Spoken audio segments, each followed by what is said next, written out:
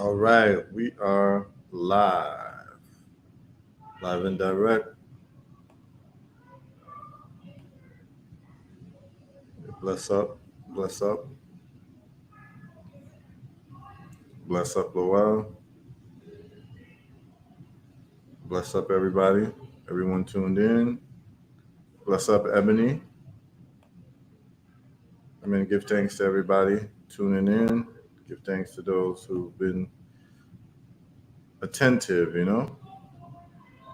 We're on. We're on live. We are on. We are on YouTube and we are on X, Twitter. We are not on Facebook. To let you all know, I have been banned from Facebook, which I expected. So it is what it is. It's their platform, you know what I'm saying?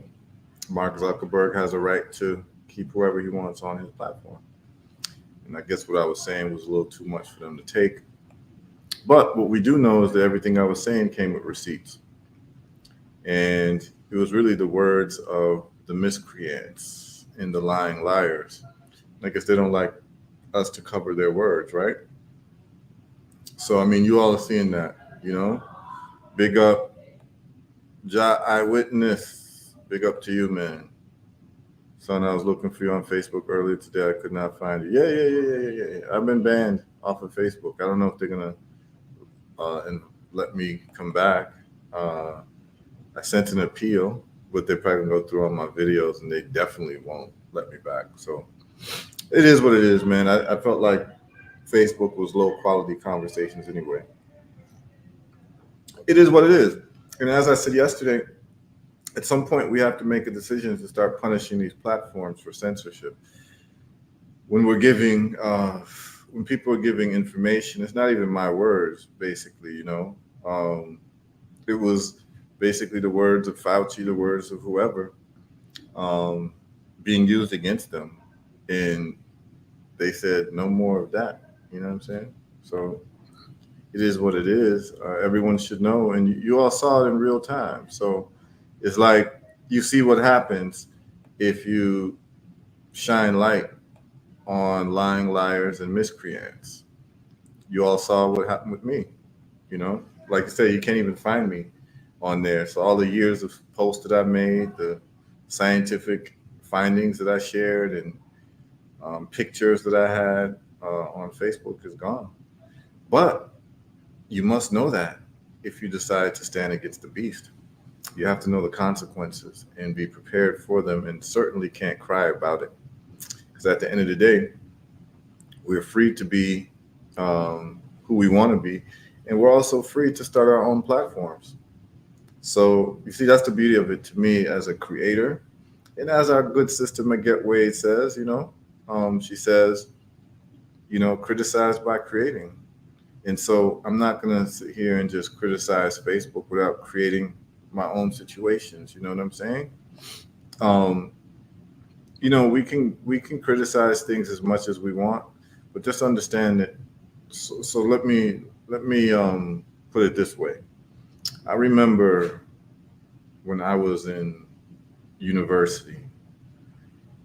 I think my last year at university was the Rodney King beating. For those who remember L.A., Los Angeles, it was a brother man who got pulled over and got beat by cops and was captured on film. And the cops end up going to trial, and it was a don't believe your eyes situation, right? And the cops end up getting off, or definitely not punished. And it started riots. And I remember being part of student organizations. And I was the president of the Black Students Union. It's called the Pan African Alliance. And so where I went to school, so I went to a place called Tufts University. And Tufts University is very close to the students at MIT and Harvard as well. And as a matter of fact, when they pledged the Black Greek letter organizations, alphas and omegas and they all pledge together, right? So it's all one chapter. So that chapter involves the black students at Tufts, Harvard, and MIT. So we're all very close. Whenever we throw parties, we all would attend each other's parties. You know what I'm saying? Tufts University had the African American house parties called Cape and House parties, and then MIT had Chocolate City. So Chocolate City was where all the black engineers lived. In MIT, they had a certain hall and building, and that that floor where a lot of the black engineers live was called Chocolate City, and they used to have some banging parties. But so I was called by some of the cats at Chocolate City and the cats at the different universities to do a protest of what happened in the Rodney King case. And their idea was we're going to do a protest and it's going to be a silent march. So the idea was to do a march, but everyone would be silent. It'd be silent. Like you'd be walking down the street with your placards, you know what I'm saying? Your posters and everything. But the whole thing was it's going to be silent. We're not going to talk. It's just going to be silent. And so, of course, I was skeptical of this because I come from a different school of thought. But I'm also a team player. So since I was the head of the Black Students Union at my university, I said, okay, we'll participate. You know what I'm saying? Um, I didn't want to be like what they call a killjoy, right? Even though I was like, what are y'all doing? But these folks, it was like a historical moment, and so folks wanted to seize the moment. And the only template that most of our people have for social injustice is to march. To protest against social injustice was to march. So what was happening was is that when you're young and virile, full of energy and full of optimism and full of inexperience, um, it's good in some ways because you're not jaded yet. But at the same time, there's a lot of naivete that goes along with it, with youth. But so I was like, all right, cool, we'll participate. My school will participate along with MIT, Harvard. I believe Boston University and Boston College got involved too, and the University of Massachusetts got involved as well. So, it was like the students from there, the black students who were outraged by what happened. And so, those of you all who were younger, the Rodney King uh, officers trial. They usually call it the Rodney King trial, but that was a misnomer because Rodney King wasn't on trial. It was the officers who were on trial. But for those of you who are a little bit younger, uh, the the environment was that this was the national news, and at the time there was no social media, so it was very like limited where you got your news from. So you got it really from four places: MSNBC, really it was NBC, ABC, CBS, and CNN. I think Fox News was around then too. This is 1994, y'all. So this is 30 years ago. 40 years ago. No, 1994 is 30 years ago. So um, we participated in the march. And so the picture I'm trying to paint for those of y'all who are a little bit younger, this was like, this was the action of the day. Like, this was the most outrageous thing. This was, it took over everybody's thoughts, what happened with Rodney King and the riots that were happening in LA. It was a big, big deal. Like it raged around the country. You start having riots in different places. So, of course, you have these kids who have studied the civil rights movement and feel like it's time for civil rights movement 2.0. So everyone's kind of jockeying to be the next Martin Luther King from the student side. Remember, these are students black students at Harvard, MIT, Tufts. So these are like what you call prestigious universities. So a lot of these kids felt like, all right, this is our historical moment, time for our to make a stand. And so the template was the civil rights movement template, which was marching. That's all we knew to do when there's social injustice, take to the street, march, rah rah, you feel good and all that. And I was skeptical about it because I was coming from the Malcolm X school and not from the Martin Luther King school. And that is not to like begrudge Martin Luther King in any way because, um, I was one of those people who's always a militant. And because of that, I didn't respect Martin Luther King until a little later in life, until I really started listening to Martin Luther King's speeches and a lot of things that he was saying. And you saw that the whole nonviolence thing was just a tactic because he himself had armed guards, right? But when I got older and I started listening to Martin Luther King's speeches, I was like, yo, Martin Luther King was a great philosopher. He was a great thinker. Um, Very wise in a lot of ways. Now, you can disagree with someone and still think that they're wise. I definitely was on the Martin Luther King. I mean, I was definitely on the Malcolm X school if it was Malcolm versus Martin type thing. But then later in life, they started really kind of getting to the same place in the sense of Martin Luther King made a trip to Ghana. He made a trip, sat down with Kwame Nkrumah. He came back and he gave that speech about, integrating into a burning house. And he started really focusing on like Pan Africanism and international movements. And the same thing happened with Malcolm X. He started focusing on internationalism as well. And they were starting to come to the same place, Martin Luther King and Malcolm X. And really, like later in life, you all got to remember these. I don't think either men made it to 40 years old. So you're talking about men in their 30s, Malcolm X and Martin Luther King. They weren't, and I have to double check how old Malcolm was when he was killed. But these were not like men in their 50s, let's put it that way. These were young men trying to figure it out, thrust into a world of injustice with their people, and they're trying to figure it out. And let me see, Malcolm X, 1925, 1965. So he was just 40 years old or 39, depending on when he was born and when he was killed. So Malcolm X was born in May 25 and was killed in February. So yeah, he didn't make it to his 40th birthday. So he died at 39. And let's see, Martin Luther King, how old was he when he was killed? Martin Luther King Jr., Martin Luther King, 1929 to 1968. So Martin Luther King was born January 29 and died April 1968. So he was actually 39 also when he passed away. Very interesting.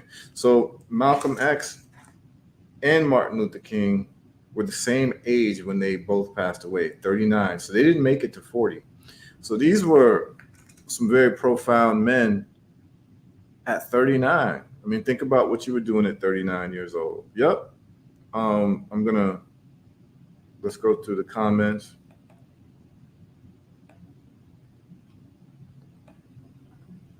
Yeah, they said I can't even be searched. Nope. Yeah, on Facebook, they scrubbed my existence. And this was also seen like in like I believe it's either the book 1984 or A Brave New World. A Brave New World is by Aldous Huxley. 1984 is by George Orwell. And in one of those books, they talk about like what we're seeing now and how what governments will do is they will just erase you. And so you're seeing parts of that, like what they've done with me on Facebook. If Facebook was like the only place where you could actually live, just imagine like in terms of an online presence, imagine how much power they have. That's why it's important for businesses not to have a monopoly, right? So big up to all the people on X watching and big up to the people on YouTube watching. And because we're doing this or that today, we like to have serious conversations about art, music, culture. And that will necessitate that we will probably have to migrate to X because YouTube definitely does a lot of player hating. So when we're getting ready to migrate, when we start dealing with the music part, of it, I'll let people on YouTube know so that all of y'all can just go on X. Um, so the comments, yeah, indeed. Blessed love to Kashaku, as always. Their rebuttal was moving off of Facebook. Fucker, yeah, that was their rebuttal to what I put out. And again, and you all, those who tuned in, you all were there, so you saw it in real time. And what you saw was that, like, most of what I was playing in the show was direct quotes from the lying liars and the miscreants, and then other medical doctors who may have disagreed with them. I would add a little commentary here and there, but they don't even want you to play the quotations from the people who were in charge, which tells you a lot. They're trying to hide history. So in 1984, or Brave New World, one of them, they talked about how when you became like someone who was saying things against the government's party line or the powers that be party line, they would literally just erase your existence from all of the, media, history books, everything. They would just, like, you never existed. And so you're seeing that with me right now on Facebook, and it'll happen to you too. So it is what it is. So yeah. Oh wow. Yeah, Malcolm X died at the age of 39, and so did Martin Luther King. She said, one of my favorite MLK quotes: rarely do we find men who willingly engage in hard, solid thinking. There is almost universal quest for easy answers and half-baked solutions. Nothing pains some people more than having to think. Yeah. Yeah, I would advise everyone, like, especially those on the militant side of things. I'm with you 100%. But take a relook at Martin Luther King. You may not agree with his strategy, but let's keep it real. We weren't ready. As a people, we weren't ready for any type of armed conflict in America. Like, we weren't ready for that. We can talk tough and all of that, but people who understand, like, logistics of these things, we weren't ready as a people to take on our detractors with brute force. We weren't ready for that. But other than disagreeing with Martin Luther King per se on that particular issue, check him out on other issues like philosophy and thought, and you'll see he was very profound. And someone like Marcus Garvey too. I've read Marcus Garvey, several times throughout my lifetime, and what becomes clear is that outside of the racial problems that we were facing worldwide, if you take all of that out, Marcus Garvey was a great life coach and a great philosopher. I mean, a lot of what he said had nothing to do necessarily with, like, race. It had to do with, like, believing in yourself, depending on yourself, depending on your community, it has a lot of applications. And as a matter of fact, I remember watching a documentary from a Ku Klux Klan guy, where he was like a white nationalist type guy. He was like in Minnesota, and he was talking about his heroes, and he was saying that one of his heroes, one of the people he likes to listen to, is Marcus Garvey.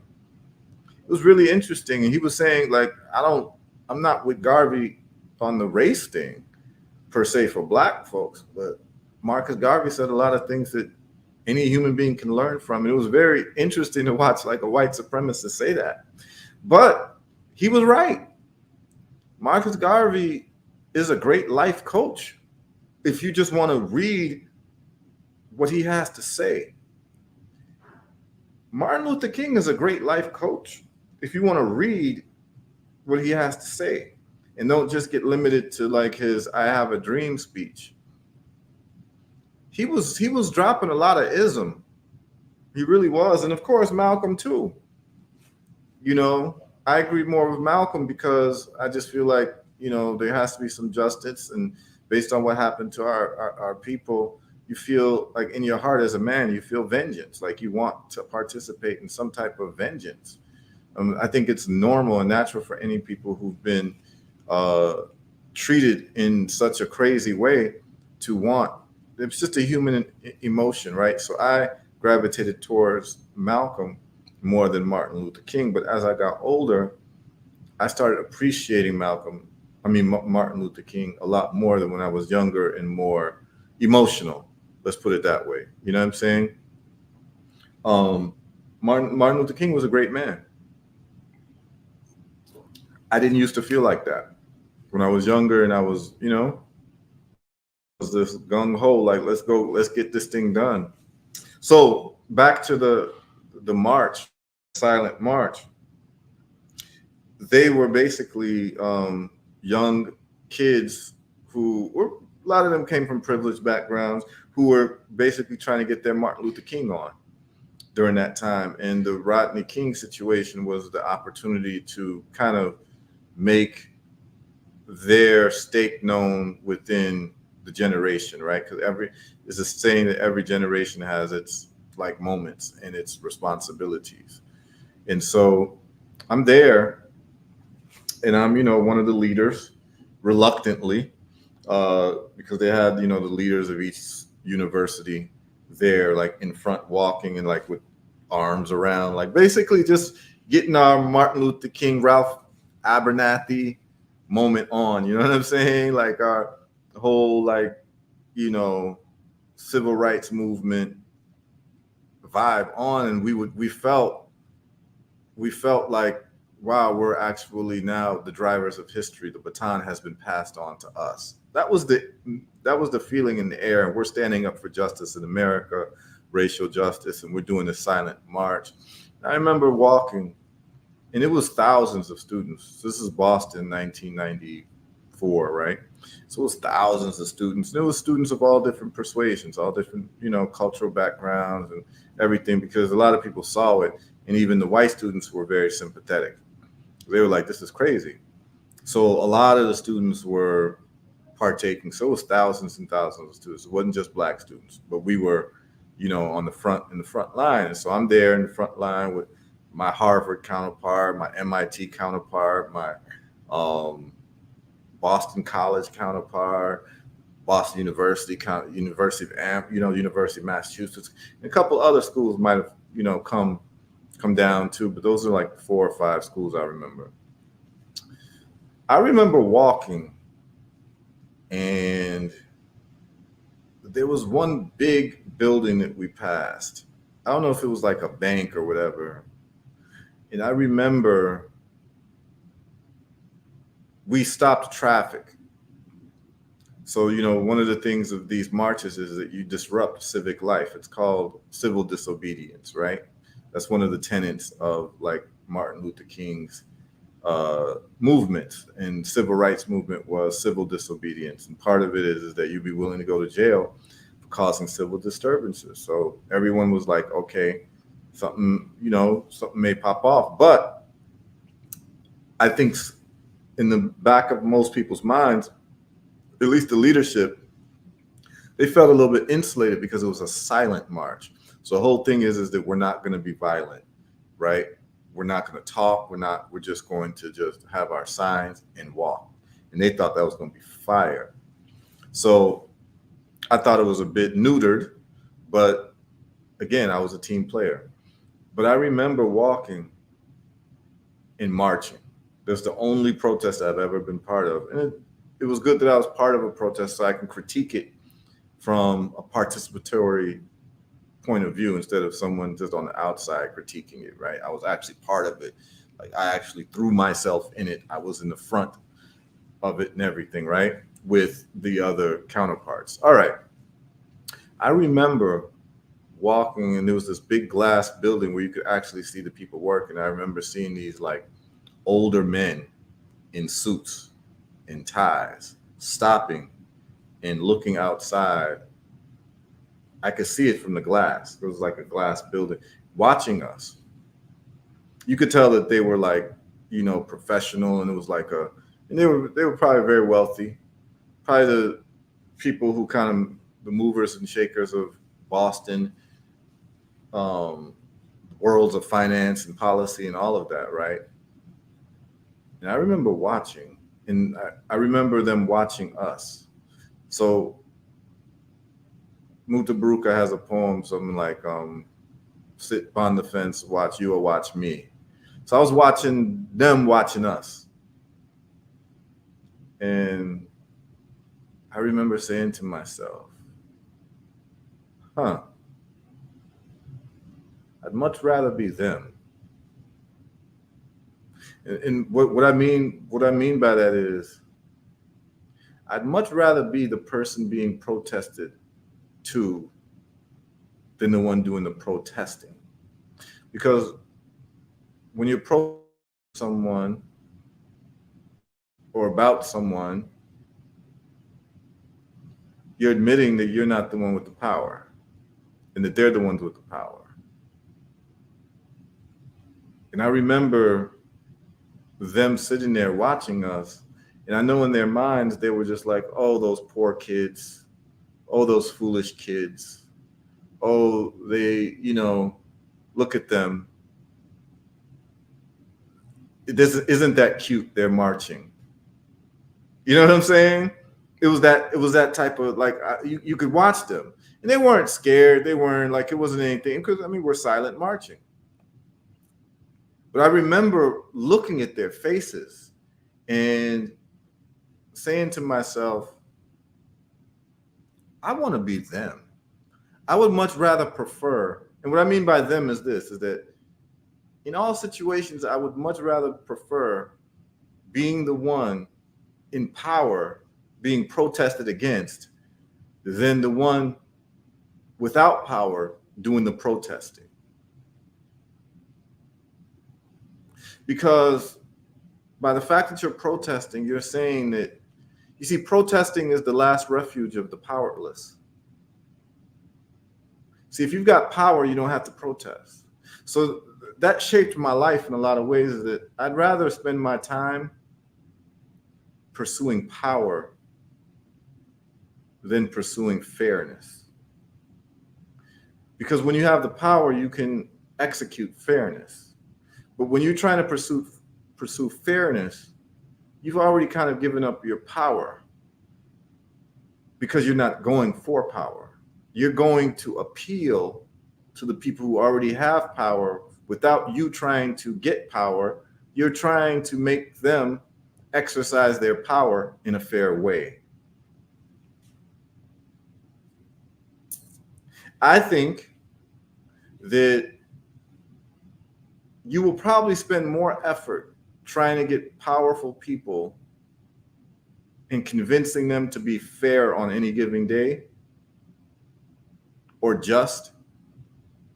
You'll spend more energy doing that than you will actually just trying to get power in the ways that power is gotten through finance and through planning and self-improvement and self-determination and intellectualism. But at the end of the day, you would have to be self-sufficient and not dependent upon those people who you're kind of begging for fairness. Because at any moment, they control your water, they control your housing, they control your electricity. You're subject basically to their whims. It's not a good place to be. And I remember that walk. And I remember while I was walking, saying to myself, I will never be part of a protest again. It made me feel terrible. It made me feel weak. It made me feel neutered. It made me feel not like a man. The real men are the ones making the decisions for the society. The real men are the ones who have the power, not because you're brave and you are risking going to jail and all of that. What you're doing is that you're appealing to the conscience of people in power and not trying to get power for yourself or your people. And the really refreshing thing about this whole story is that the pathways to power is a scientific pursuit. And what I mean by that is that the ways that individuals and people and groups have gotten power has all been pretty much the same ways. There's a formula for it. And if we refuse to abide by that formula, we will always be in the position of asking to be treated fairly. That's a bad position to be in. And what I'm saying is that I think that, imagine it takes, let's say it takes 1,000,000 calories, right, of effort to convince powerful people to treat you fairly on any given issue. And then let's say it takes 1,000,000 calories of effort to get real power. Where would you rather expend those calories? I would rather expend those calories. So what I'm saying is that day that I spent out in the sun marching with thousands of people, that effort, I could have transferred that effort into how to empower myself, my family, my people, my culture, all of that. So what I'm saying is that for people who feel that they're oppressed, your biggest ROI, return on investment, would be towards self-empowerment, kujichagulia, self-determination. Stop being dependent on people who dislike you for your basic needs. This pursuit is a more worthy pursuit than the pursuit of trying to shame powerful people to treat you fairly. And that is the type of time Black folks have been on in America, by and large. Most of the conversations, even the people who think they're radical and they want like reparations falls under that whole rubric too. You want to convince the American government to be fair, to compensate you for the damage that was done to our people. But the problem with that is that's not how war works, people. War is based on winners and losers, and the winners get the lion's share, and the losers get crumbs at best. This is the way of the world. This is the way of the jungle. I've talked about this. This is why I press so hard when I'm doing the show to show certain things, that a lot of the things that we spend our time focused on do not get us a true ROI.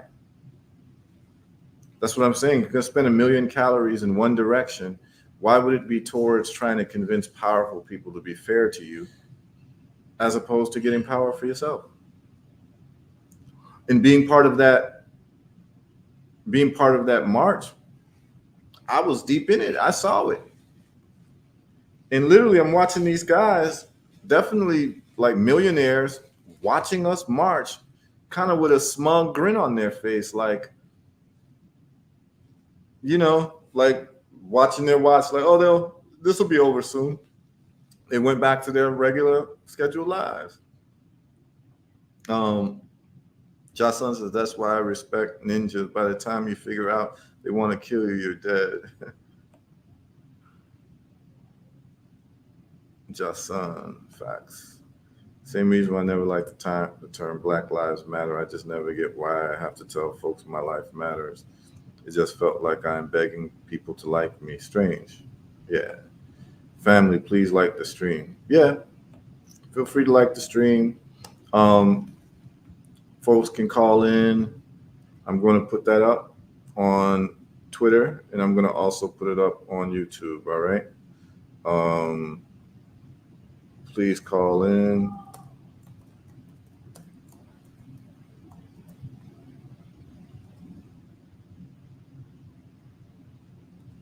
All right. And I'm going to put that on Twitter for the people on Twitter. So anyone who wants to call in, and, we can talk about this. You know what I mean? Because you can say a lot of things, but at the end of the day, where the rubber meets the road, are you dependent on people who dislike you, or are you independent of them? And if you haven't solved your dependency issue, you're probably wasting your time on anything else, right? And I know it's painful because a lot of people have spent 40 years. The thing is, I'm not poo-pooing like people's efforts, man. Like, that's one of the things I respect people who came before us and put their lives on the line for different things, because I respect bravery, right? But what I'm saying is that when we talk about where the rubber meets the road and what you're going to risk your life for and your energy, it probably should be for the biggest return on investment. But we'd have to agree on the same end goal, right? And what we're going to find out is that most folks who complain about what's happening in America in terms of like being treated unfairly, most people just want to be treated fairly in America. So what I'm saying is that most Black folks in America, and I can say this because I have a very unique life story, right? Born in Africa, raised in America, spent a big part of my adult life in the Caribbean, lived back and forth between Africa and the States. I've been able to see a good cross section of culture, people, and what have you. And what's become very clear to me is that a lot of the folks, particularly in America, who complain about the situation of Black folks in America, their complaint stops at just being treated fairly. They just want to be treated fairly. They want to be American citizens and treated fairly. I don't think that that's actually a compatible existence. The whole germinating root of America has been really about Black subservience.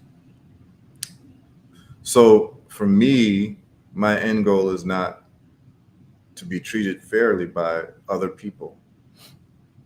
That's not even on the table for me.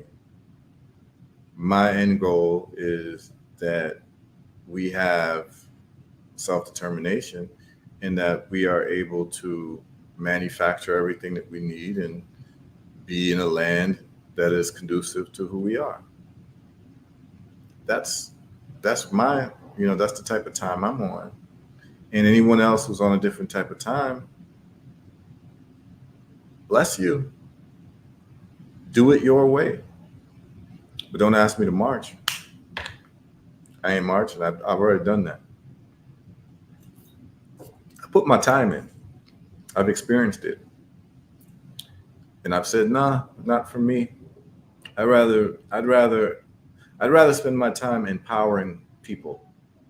I'd rather get results and bring it back. You understand what I'm saying? Bring it back to the group and say, hey, this is the results I've gotten. I think it's just a better use of my time. You know what I'm saying? Big up Bola Kaja.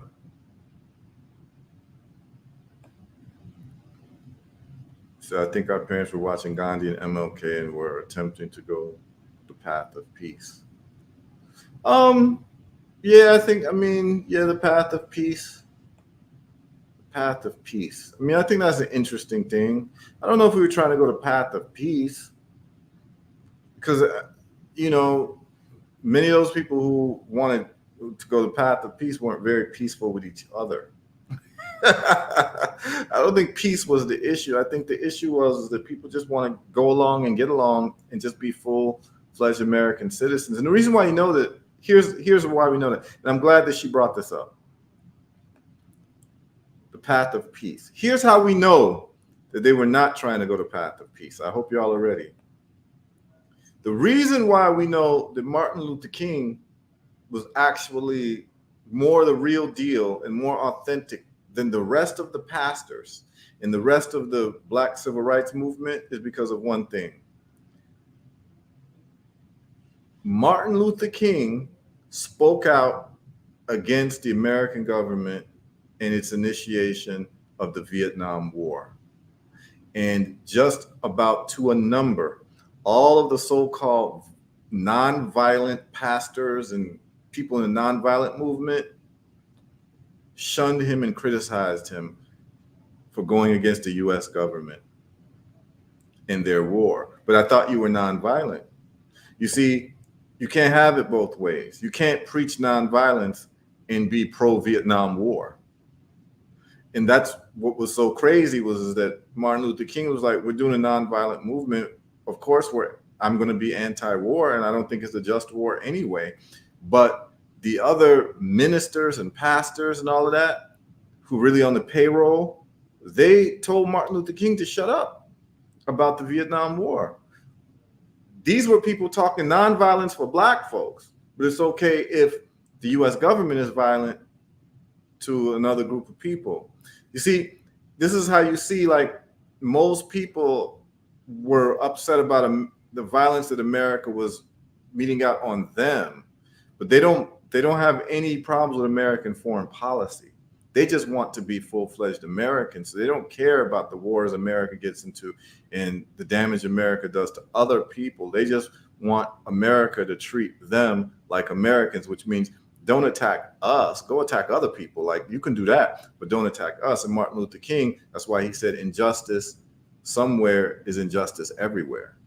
They ain't like that, because he was consistent in terms of the policy. Now, in terms of his personal life, he wasn't, because he had armed guards. You understand what I'm saying? Like, he wasn't into the nonviolence for his personal life. He had armed guards. And I remember, like, being in school, and big up Professor Gill. I don't even know if Gill's still alive, but he professor at university. He's a brother man, one of the more beloved professors at my university, because there weren't too many Black professors. And it was Professor Gerald Gill. He held an advanced history class in the civil rights movement. So I was part of it. And he was a very tough professor. So he wouldn't even allow just anyone into the class. Like, you had to be, like, serious to get into his class. So it was like a badge of honor to be in Professor Gill's advanced class. And I remember I was allowed into his class and took his class. And I remember Professor Gill was a pacifist. And I remember pointing out to him, saying to him, Martin Luther King wasn't a real pacifist. And he's like, what do you mean? I was like, because Martin Luther King had armed guards. And I remember Professor Gill saying, I'd never heard that before. And I said, yeah. He was like, where'd you get that from? And I was like, yeah, there's a book by a guy named George Farmer. He was part of the civil rights movement. It's called The Making of Black Revolutionaries, or Making of a Black Revolutionary. And in the book, he talks about it. And I remember showing that to Professor Gill. And when I showed him that was like guaranteed I was going to get an A for that class, because he was like, damn, let me think about that. Like, because he hadn't seen that, but I had seen that in that book,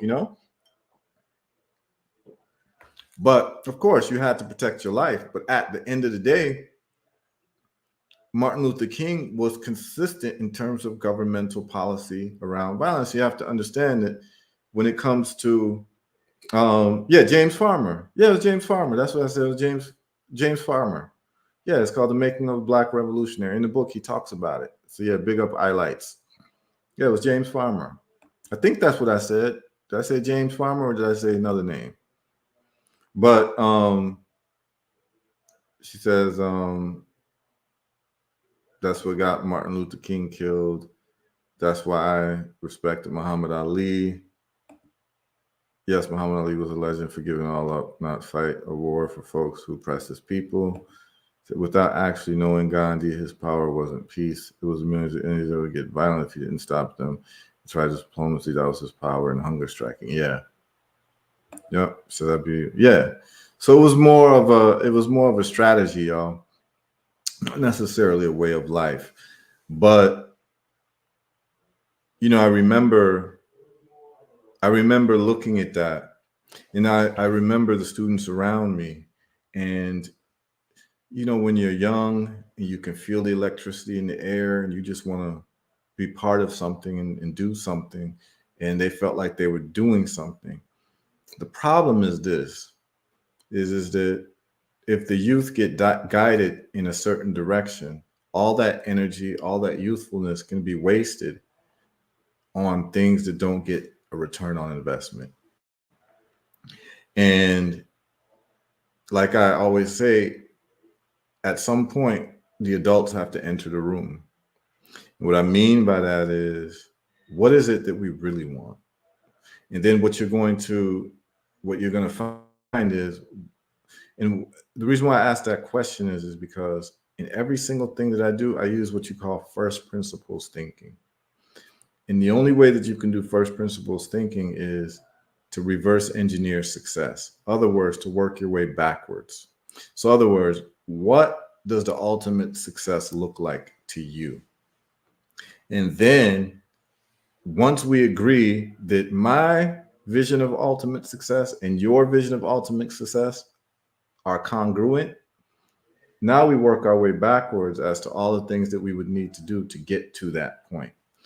But the conversation that never took place amongst Black activists is, what is your end game? Because that solves everything right there. Because if me and you don't have the same end game, why should we be like talking about what we're going to do? Because we don't have the same end game. So if your end game is just to be a full-fledged American citizen and be treated fairly under someone else's rule, that's not my end game. And you can't necessarily blame people who don't have a passport, because you're gonna always have in your mind that the be all end all is America. They've not traveled. They don't see other countries as an option. And because, how could your end game be the same as mine when I have a more of an international outlook and your outlook is just based on American domestic policy? See, these were conversations that never took place. And so this is where you get the confusion. And it would have been a great conversation. You know what one of the greatest conversations would have been? To have a young Malcolm X and a young Martin Luther King have a conversation or even a debate on the end game, because that's when you've been able to parse things out. Because it's clear that they were different end games. And because you have different end games, you're going to have different methodologies, right? If your end game is to ultimately control your own destiny, you don't give a damn about a march.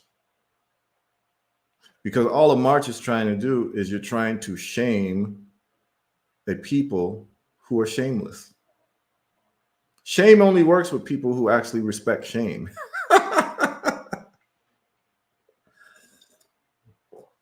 People who don't respect shame, you can't shame them. You understand? You're talking about people who were like openly having hangings of Black men and cutting off genitals and taking pictures and smiling. Like you see some of them pictures from the 1930s, 40s, 50s of like they were having like, it was like a recreational sport. You're going to shame people like that? Like, oh, we're going to let dogs bite us so that we can take pictures of it and show it to the rest of the world and to shame the American government. That was the strategy. That is a strategy that makes sense if you have a certain end game. But if your end game is self-sufficiency, self-determination, you're not partaking in that. You are engaged in economics, finance, manufacturing. You're traveling and going to different places and making different relationships because your end game is more of an international outlook more than a domestic outlook. And what was really interesting was that's where Martin Luther King and Malcolm X were coming. That's where they were meeting. And the crazy thing is like, that's where W.E.B. Du Bois and Marcus Garvey were meeting in turn. Like they were enemies. But at some point, W.E.B. Du Bois became a Pan-Africanist. He was actually one of the founders of the first Pan-African Congress, which is crazy because Marcus Garvey is known as the father of Pan-Africanism, or at least one of the leading lights of Pan-Africanism, along with a couple other people like George Padmore and these types of men like Martin Delany. And you understand what I'm saying? These types of like real serious men. But like at some point, W.B. Du Bois got to the revelation that like, hey, we got to deal with this Africa thing. And one of the interesting things is like W.E.B. Du Bois ends up moving to Ghana and living in Ghana and dying in Ghana, and Marcus Garvey never steps a foot in Africa. So Du Bois ends up kind of like fulfilling part of Garvey's mission by at least living in Africa, dying in Africa, because he befriended Nkrumah. Kwame Nkrumah invited W.E.B. Du Bois. And as a matter of fact, W.E.B. Du Bois, on his day that he left America at the airplane, oh, no, you can't forget Edward Blyden, Wilmot Blyden. I used to fly out of his, he has a seaport in St. Thomas. It's called Blyden Seaport, right in St. Thomas, in downtown St. Thomas. So now I can't forget him. And, I just can't name everybody. You know what I'm saying? But, big up to Lowell. We always got to keep, the iron burning on certain things, and iron sharpen iron. So it's like, yeah, shout out who needs to be shouted out. And definitely we want to shout out Blyden, Healing Beauty says the film One Night in Miami depicted what would have looked like Malcolm X. Yeah. Jim Brown, Muhammad Ali, Sam Cooke got together and discussed ideologies. Yeah. The marching seems more of a way to vent anger. So, yeah, these things are important. And with that, and to tell you the truth, as it goes for like one topic, so it is for another topic. Like in terms of your relationships with people, human relationships, whether they even be intimate relationships, like even if you get married, like you should ask before you get married, like you should ask the person you're about to get married to, like, what's the end game? What's your end game? Like, let's start from the end. Like, what does this look like at the end?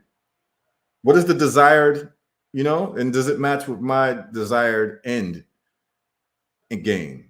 And then maybe we can actually get along and move forward.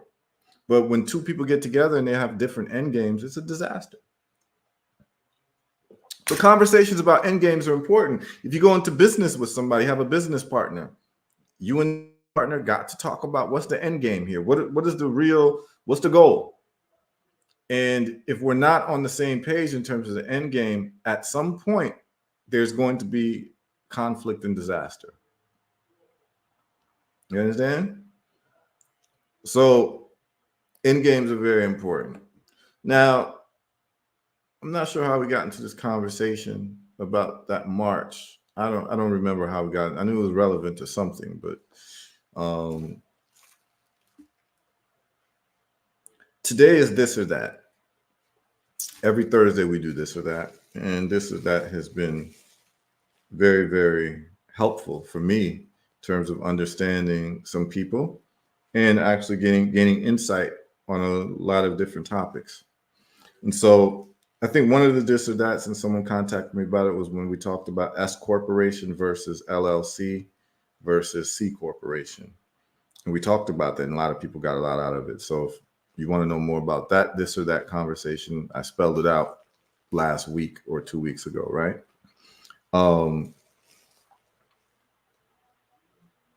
Yeah, I was talking about the college march. But yeah, there was a reason why I was talking about it. I don't remember why I talked about it, but there's a reason. It might have something to do with my Facebook banning and all that. At the end of the day, my end game was not to be on Facebook. My end game is get the information out to my people about what's working for me and the things I've noticed in my travels and my economic successes and business successes and all that, and just share it. But I also knew that Facebook is not my platform. So at any point, and we should all know that at any point they can kick us out of any of these platforms for the smallest things that we say. Um, and that's the whole thing, is that we're living in a brave new world, and it is what it is. But I criticize by creating. So we create our own vibes, and the people tuned in, you're tuned in because you're into a whole different vibe. This is Thursday night. Y'all could be watching Netflix, y'all could be doing whatever, but you're tuned in because you're getting some type of value from this ism. So I'm all with it. You understand? Big up to the people tuning in. And we know Facebook ain't all that. Later for Facebook, we got more people watching today and yesterday than when I was even streaming on Facebook. And I know it's also a function of time. If you do something consistently over time, you know what I'm saying? More and more people get used to it, more people come to expect it, particularly if you're doing something of value. I got a lot of texts yesterday from people about the show we did yesterday. A lot of people were shocked at the information. They had no idea. And I'm just glad that we were able to present this, because we don't want that moment to become something that never existed, because it actually is a great guidepost to what these people are willing to do and what these people are doing. And the pandemic only shed light on what they've always been doing. They've been lying about health. They've been lying about pharmaceuticals. They've been lying. They've been doing this, and this is their MO. And so what you're left with is self-help. Everyone should know the illnesses they have and what are the proven remedies of reversing those illnesses without pharmaceuticals. Everyone should take it upon themselves to research it. And we're at a stage now where you can find whatever you have, whatever illness you have or you've been diagnosed with. There's a lot of information on different sites like Rumble and X on people who reverse their illnesses through natural methods without having to use these doctors, without having to use these pharmaceutical companies. Because, what y'all don't know that I didn't talk about is the third leading cause of death in America is a thing called iatrogenics. It's called death by doctor. I know a lot of people, oh, Heru, is that true? Yeah, it is. It's a Johns Hopkins study, and I'm not going to give you chapter and verse today because we're going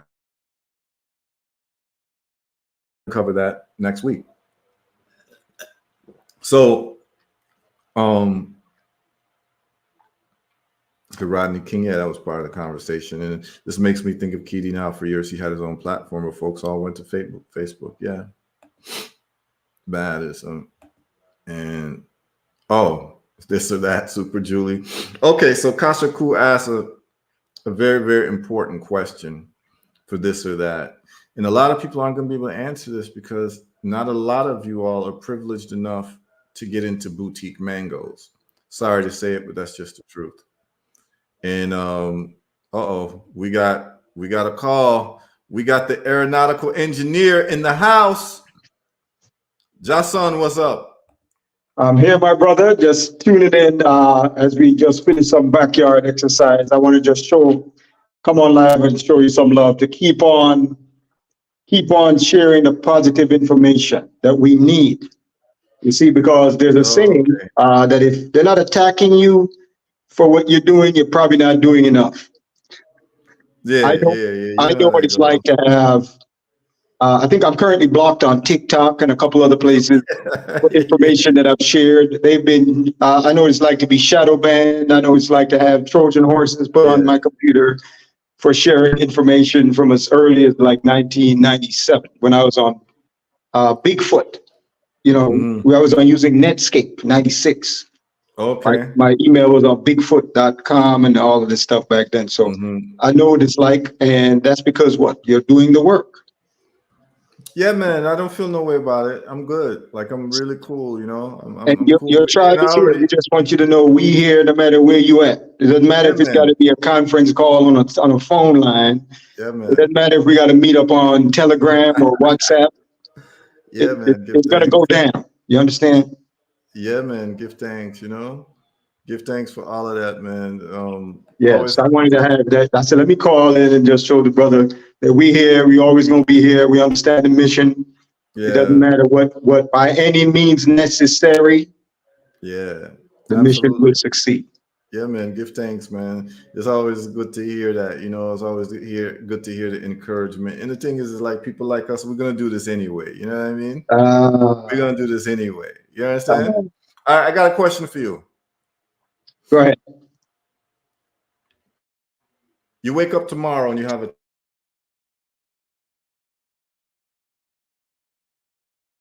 You pause. You're breaking up there. Let me see if it's on my end. Wake up tomorrow, and then what happened? frozen. We got frozen for a second. Yeah, I'm You back. there? Okay, yeah. $100,000 in the bank or an 850 credit score. $100,000 in the bank right away. We Okay, got why? business. We got stuff to do. Well, people would say, yeah, people would say that you could do a lot with 850 credit score.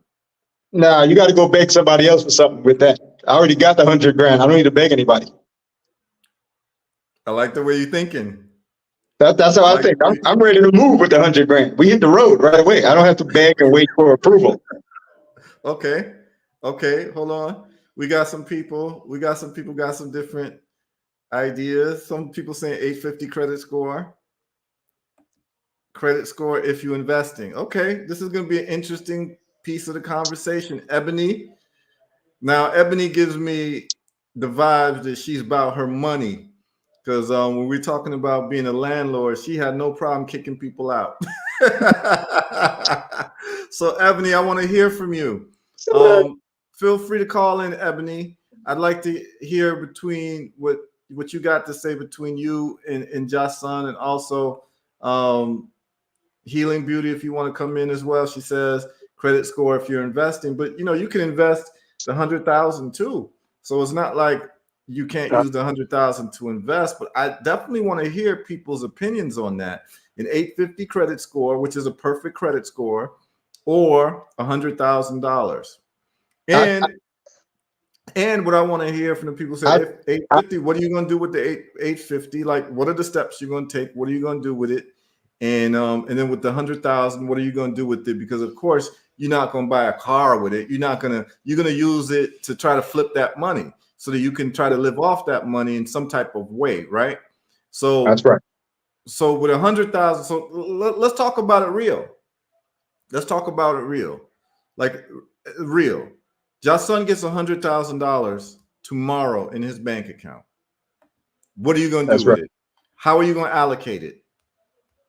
Uh, Like real like for talk. real, Yeah. we probably, based on some of the conversations that we've had, we have a couple businesses that we want to invest in. So I may look at splitting it 5 ways.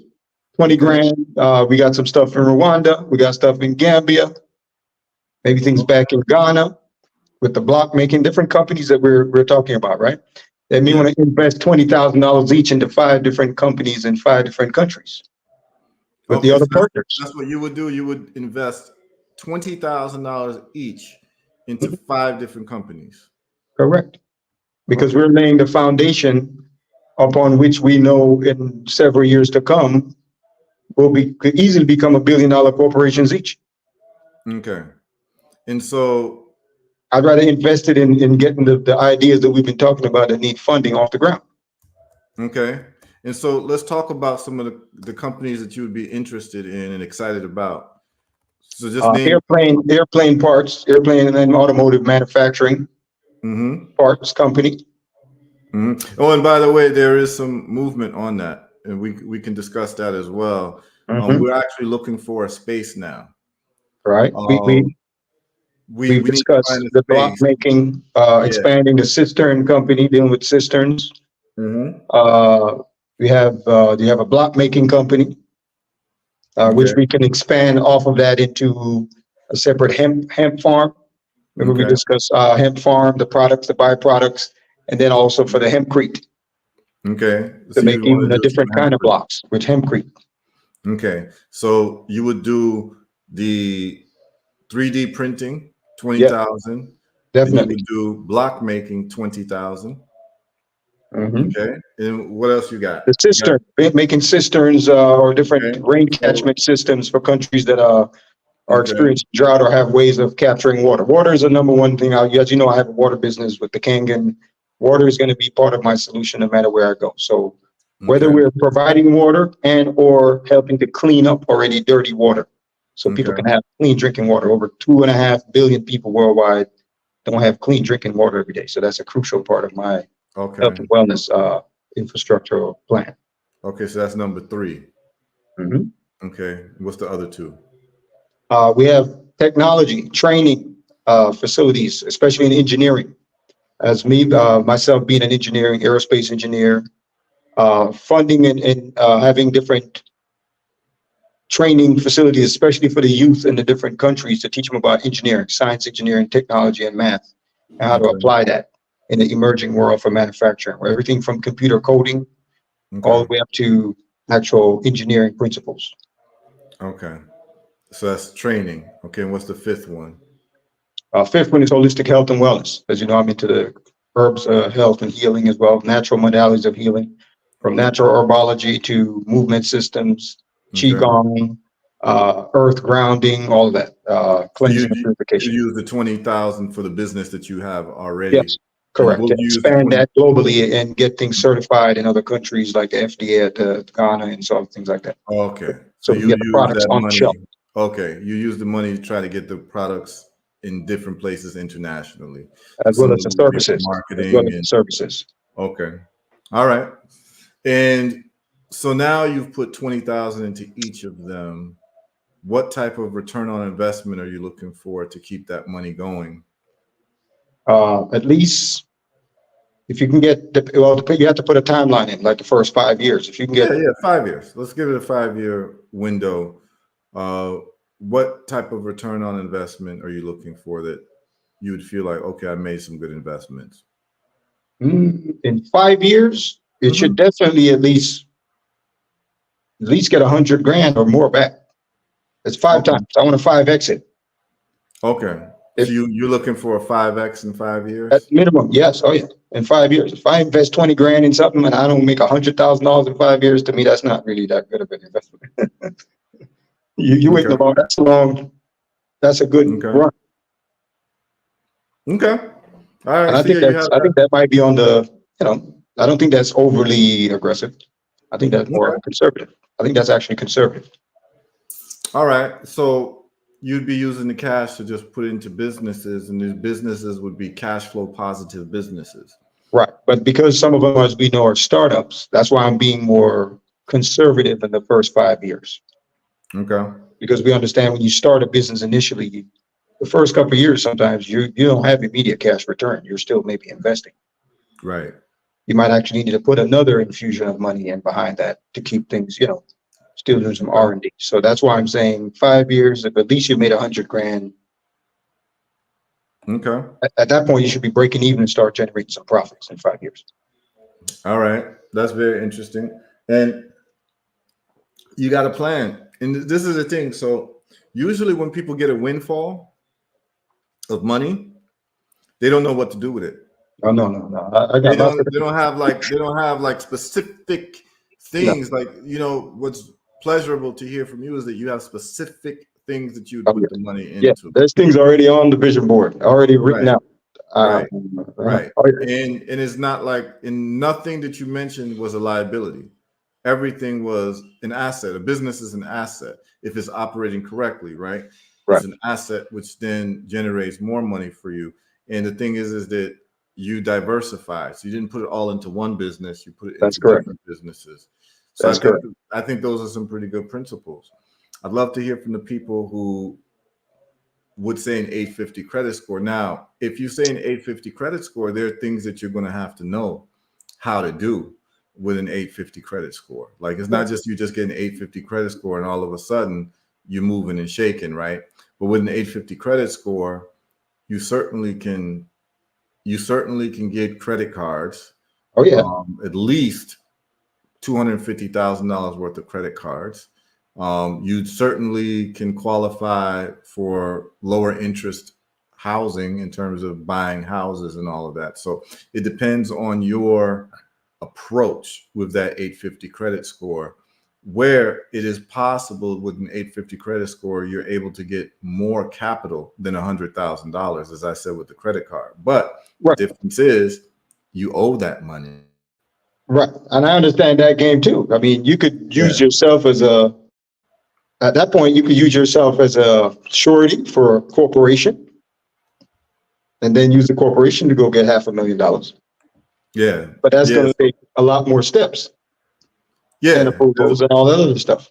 There's a lot of steps. Or you could do the Nigerian play. Are you familiar with the Nigerian play? Yeah, you leave and go play in Nigeria and don't come back. So, for those who don't know, let's break it down a little bit more. As the great people of Black America say, in Pacific. Let's break it down in Pacific. All right. So the Nigerian play is, oh, okay. Here we go. Okay, here go Ebony. Ebony ain't playing. Ebony ain't playing at all. She said, yeah, she said, all right. So here's the thing. So for those just tuned in, the Nigerian play is you come to America, you're a law-abiding citizen, you work and develop a great credit score. And with that credit score, you get credit cards. And then let me give you all the play. This is just something I saw on X, and so this is today.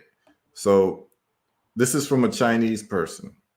It's very funny that we're talking about this because I just saw this today and I just saved it. So I'm gonna share this with the viewers. All right, I'm gonna make it big so everyone can see it. So this is a play right here. It says, let me make it a little bit bigger. Let me see. Oops, sorry, y'all. I had it there. Yeah, here we go. Let me see if I could really make this bigger, because I know that the screen is a little bit different there. All right, there we go. So let me make this a little bit. Okay, I don't know if y'all can see that. That's smaller. Let me see if I can make it better. Okay, here we go. Y'all can see this better. Can you see this, Jason? Yes, I can see that. Okay, perfect. And I think I need to make it smaller so it fits the screen.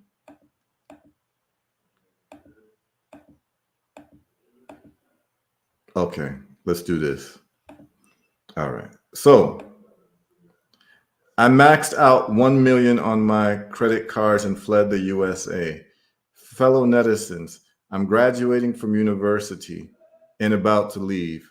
Before returning to China, I maxed out my credit cards from various banks, personal and business cards totaling 140,000 US, equivalent to 1 million Chinese yen. I mean, not the yen, but Chinese, Yeah. currency. The yen is for Japan. Sorry, y'all. So anyway, a big thank you to Chase, Citibank, and American Express for supporting me over the past 3 years. Although your banking services are excellent, I always remember that I am Chinese and my mission is to revive China. Listen to that. Wow. Although your banking services are excellent, I always remember that I am Chinese and my mission is to revive China. Let me use this first pot of gold in my life to contribute to my motherland. This is also a strong blow to American imperialism, a final lesson for American capitalists. This is real. Yeah, so he's a nationalist at heart. Yeah, that's the play that some people do, and they will say, remember the Opium Wars? You Right. understand what I'm saying? Yeah. And that's what a lot of people say, well, they don't feel bad about that because they believe that the financial system's stealing from everybody anyway. So this is a way to get back at them. And so what people do is that they will get the credit card. And I mean, I've seen cases of this. Some people in Africa, they'll get, a lot of credit cards, cash out the credit cards, and literally like build houses in Africa and leave America and live in Africa in mansions and say, that's our reparations. So these are people who are not waiting for reparations. Right. Right. They're just looking using their credit score right now. Comparing Right. Right. So people are responding to that. Line them in. I went from extra poor to pushing Beamers, flexing more, 650, 70, 50, 80, 850. Damn, I feel like I'm driving in my credit score. Better at all. Goods from the Bronx. That's right. She said, yes. Oh my God. Kashaku says, terrible karma says healing beauty. And says, isn't this theft? Well, interestingly enough, it's actually not theft because in America, there's no thing as a debtor's jail. So what you guys got to remember is, for instance, Donald Trump, he told you all he doesn't really pay a lot of taxes, not because he doesn't want to, it's because he doesn't have to, because there's laws that gives him loopholes and he's going to use them. He said that. There's a interview with him or a debate where he said that. And what Donald Trump has done is like, you'll get these business loans or whatever to do your business. And if it doesn't work out, you file bankruptcy. Right. You start another business. It's quite the American way. And that's how a lot of these people have gotten ahead. Mitt Romney did that. You understand what I'm saying? Right. Mitt Romney, how he made a lot of money, he would buy companies and have the companies take loans. So he would buy the company and then the companies would take on debt and distribute it to the buyers of the company, and then they would file for bankruptcy. That's how he made money. Bain Well, this Capital. country, a lot of people don't realize this country has filed for bankruptcy several times. Yeah, yeah. I mean, are they in a position by being the largest debtors in the world? I don't know how many trillions it is now, 140 something $1 trillion in debt. Are they in a moral position or ethical or financial position to tell you who have way less debt than them that you are doing something wrong? Yeah. And they don't pay their bills? Yeah, yeah. So You know, she said, would you take financial advice from somebody who owes $143 trillion? no, absolutely not. Okay, Absolutely. so who the hell are they to tell you to pay their bills? Tell them to go pay their bills first. Right. Exactly. So she says, I won't steal just because they steal to intentionally. That's not stealing if you don't karma. understand it. Yeah, when he gets to China and gets ripped off, then he'll wonder why me. Yeah, I mean, that's That's a possible. perspective. But there's people who get ripped off who've been nice to people all their lives and haven't done this. So getting ripped off is not something that is a consequence of doing something bad in the past. Getting ripped off is a consequence of just being a human being and living in a world where people will try to rip you off. But I certainly understand the heart of what she's saying. Right. But there are other people who move in different ways because they understand the rules of business. And those people who understand the rules of business understand bankruptcy laws, and they understand credit lines, and they understand how to get capital to make things happen. Right. So, I mean, these are different conversations, and people have to make decisions on how they want to move. But what I would say is this, it's better to know the rules and not use them than to not know the rules at all. Right. So what happens with a lot of folks is that we don't take the time to learn the rules because we make a moral judgment about the rules. But if you're playing chess, please understand that the bishop can only move diagonally. You understand what I'm saying? Like there's rules. And so you can make a decision you don't want the bishop to move, but just know that if you ever need the bishop, it moves diagonally. You understand what I'm saying? The way I normally say that phrase similarly is it's better to know the rules and not use them than to not know the rules and you get used.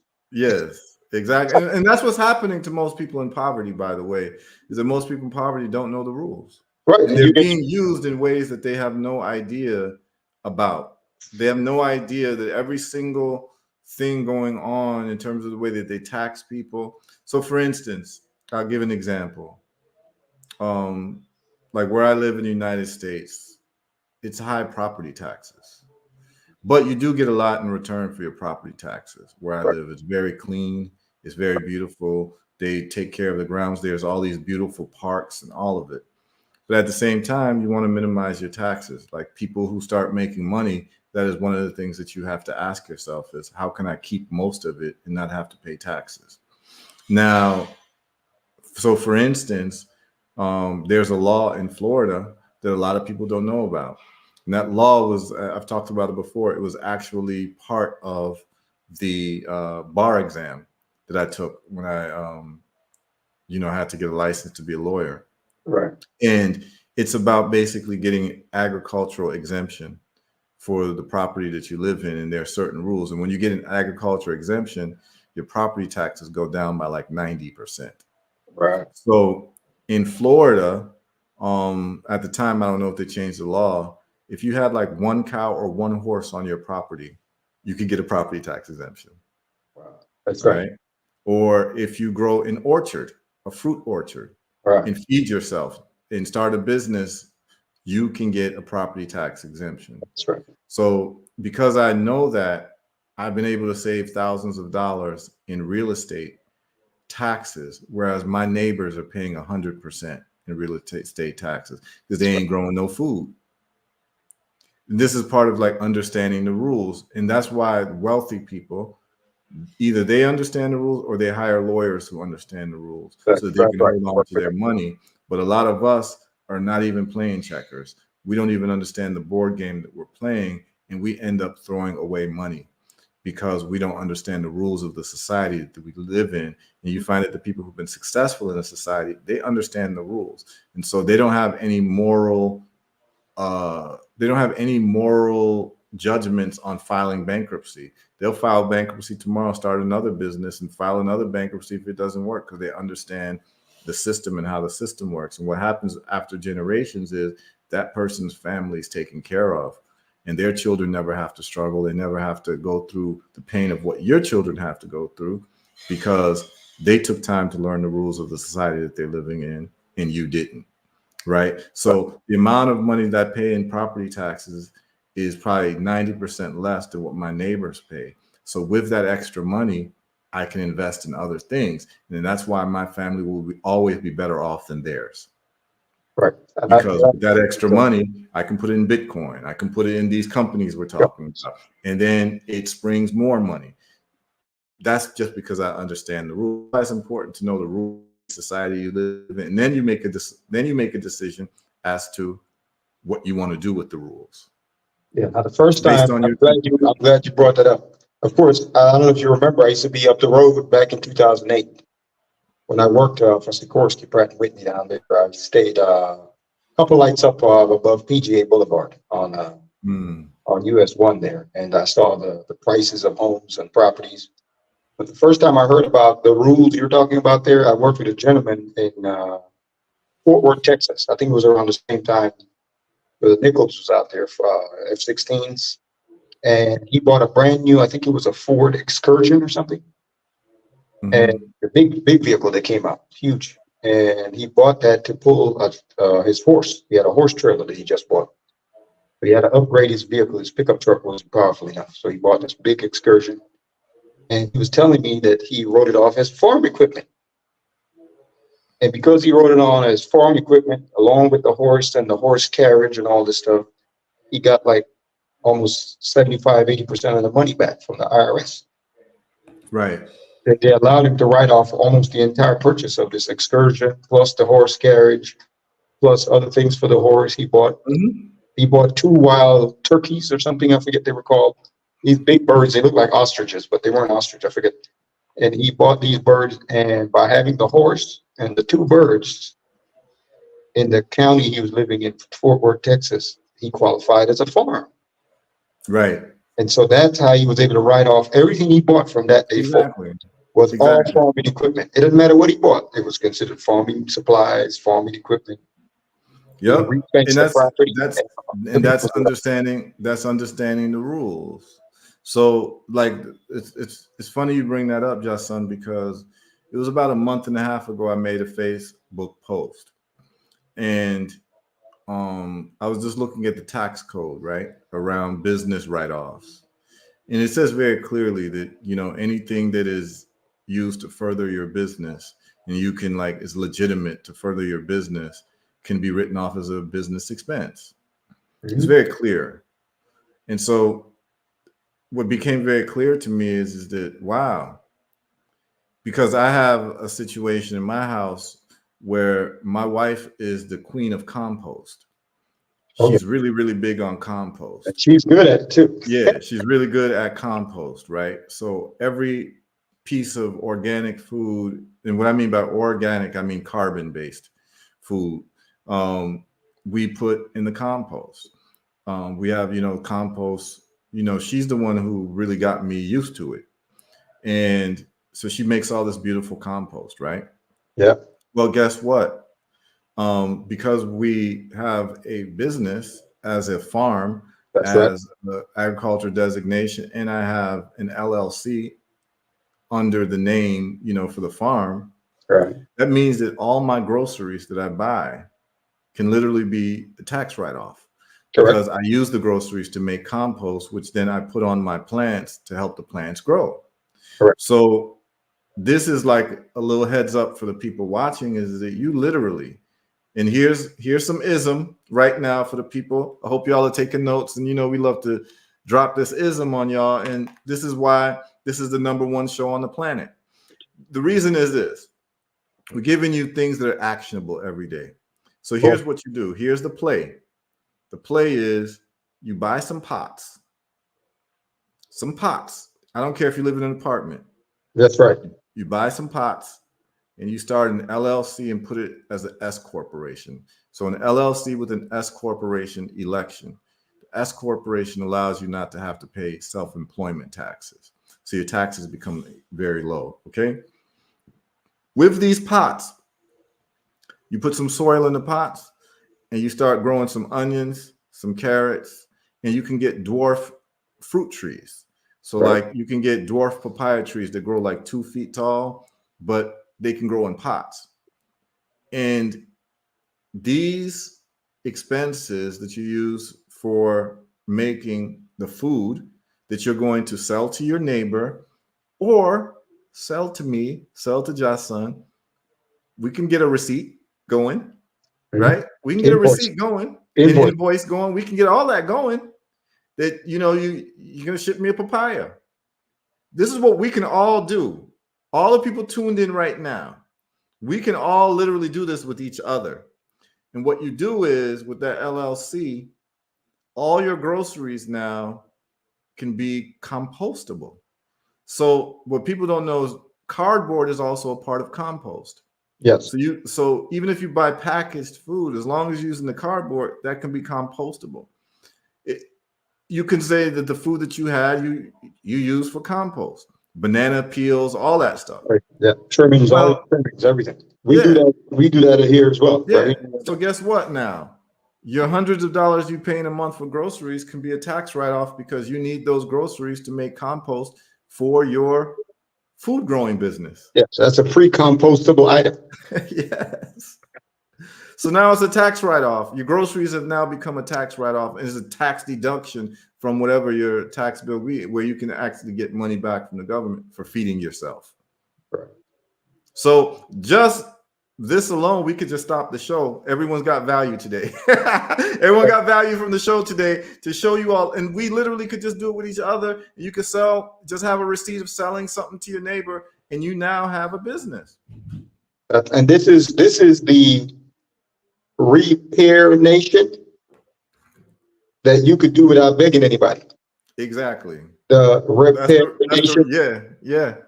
Repair nation. Exactly. That's your form of reparations that you don't beg nobody for. You take All it you got into to your do is own hands. march down. All you got to do is march down to the LLC office. Right. And you could do that online. So you're just marching with your You do finger. virtual march. Yeah. You could do it online. You And can do a virtual I march advise everybody and do a virtual here. bank account, so you can Yes, virtually exactly. march your butt on to prosperity. Exactly. And you can get business credit cards for that LLC you set up. So like literally everybody here, like Ebony, if everyone, Jason, you can have Jason Fruits and Vegetables, Ebony Fruits and Vegetables, That's right. LLC, S Corporation. Now, all the groceries that you buy, you're making compost with it, and the compost is necessary for your business to help your plants grow. Yeah, so we compost. All you gotta do is show that you're selling some fruits and vegetables to somebody. And a lot of us, to add to that, a lot of us already composting, just didn't know this structure to be set up. They just Yeah, they didn't have didn't the know. system in place. Yeah, A they lot of didn't us already know. They composting, didn't know. but They we didn't know how to set up the front end so we could write off the back end. Right. Ebony says so they would use the loans even after filing bankruptcy. So that was the whole hustle. Yes, absolutely. That's what I think you're talking about Bain Capital. Yeah, so they would use the loans and then file bankruptcy. The The money company, was already dished out to the owners of the corporations. They would buy a struggling business, they would indebt the business, cash out the debt, and then file bankruptcy. That's what they would do, and that's how Mitt Romney became close to a billionaire. Look at the Bain Capital story. Can we get some recommendation books or otherwise to learn about around taxes, finance, business? Um, yeah, like so the books that I read, the main book that I read was the 4 Hour Work Week around business. In terms of taxes and finance, I have a good guy that I use and he points out a lot. So if you want to know, big up Anthony Williams, big him up. He's an accountant out of Atlanta. Big up my man Olaroon too. He has a tax business. So yeah, if you want, what I'm saying, if you want to get links to these people, I can send it to you, Ebony. It's not a problem. She says, I need a business on the books ASAP. Absolutely.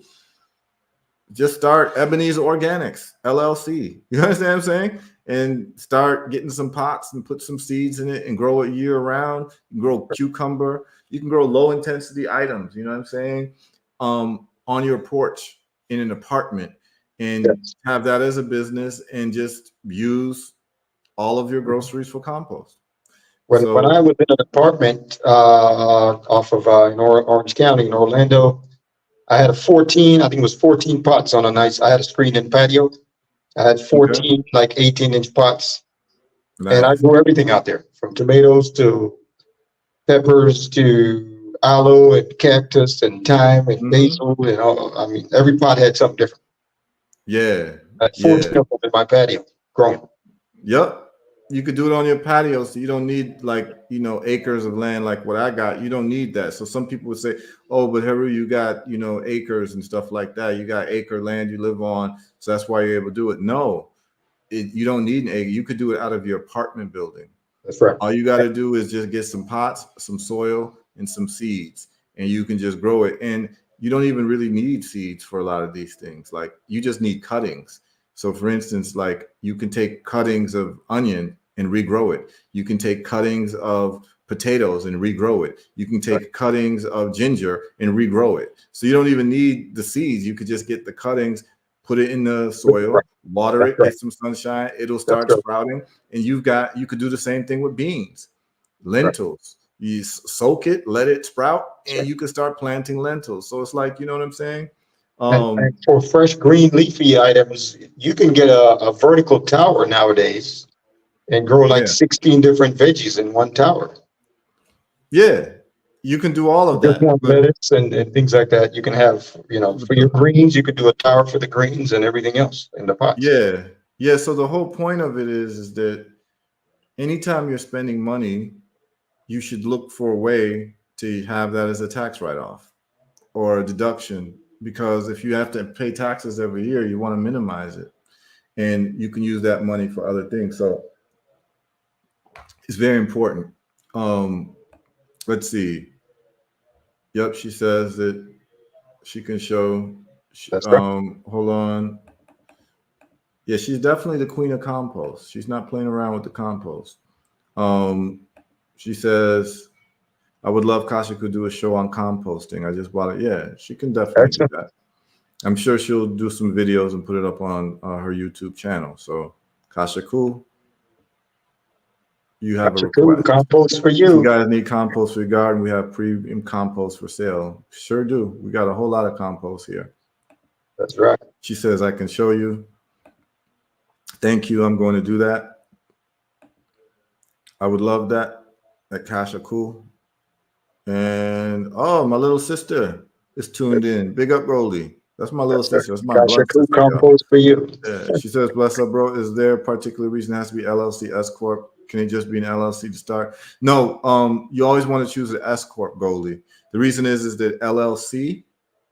All right. So now she's making me have to break this down to y'all. Keep going to talk. All right. All right. So there's what you call. So I hope y'all are listening. Take notes on this. So when you do a business, you can have what you call a sole proprietorship, a C corporation, an LLC, or an S corporation. Okay. Most people are operating under a sole proprietorship. That means that you're just doing your business kind of willy-nilly, and you take money in your name and all of that, and the business is your name, but you can still get deductions and all of that to just, if it shows that you're doing a business. It doesn't have to be under a corporation to get deductions, by the way. The problem is that you can be sued through your business activities. Customers could sue you and get all of your personal holdings. So the reason why you get a corporation is to protect your personal wealth and your personal belongings from your business. So that if someone sues, they don't sue you personally. They don't get your house. They don't get your car. They only get the holdings of the business. So that's the reason why you want a corporation. It protects you from being individually sued. Okay. Now you've seen that and you say, okay, I'm going to do a corporation. So now you have a choice between a C corporation, an LLC, and an S corporation. Well, if you start a C corporation, which most people see the first thing to start as a C corporation. The problem with a C corporation is that the income from your company and your personal income get taxed separately. So you get double taxation with a C corporation.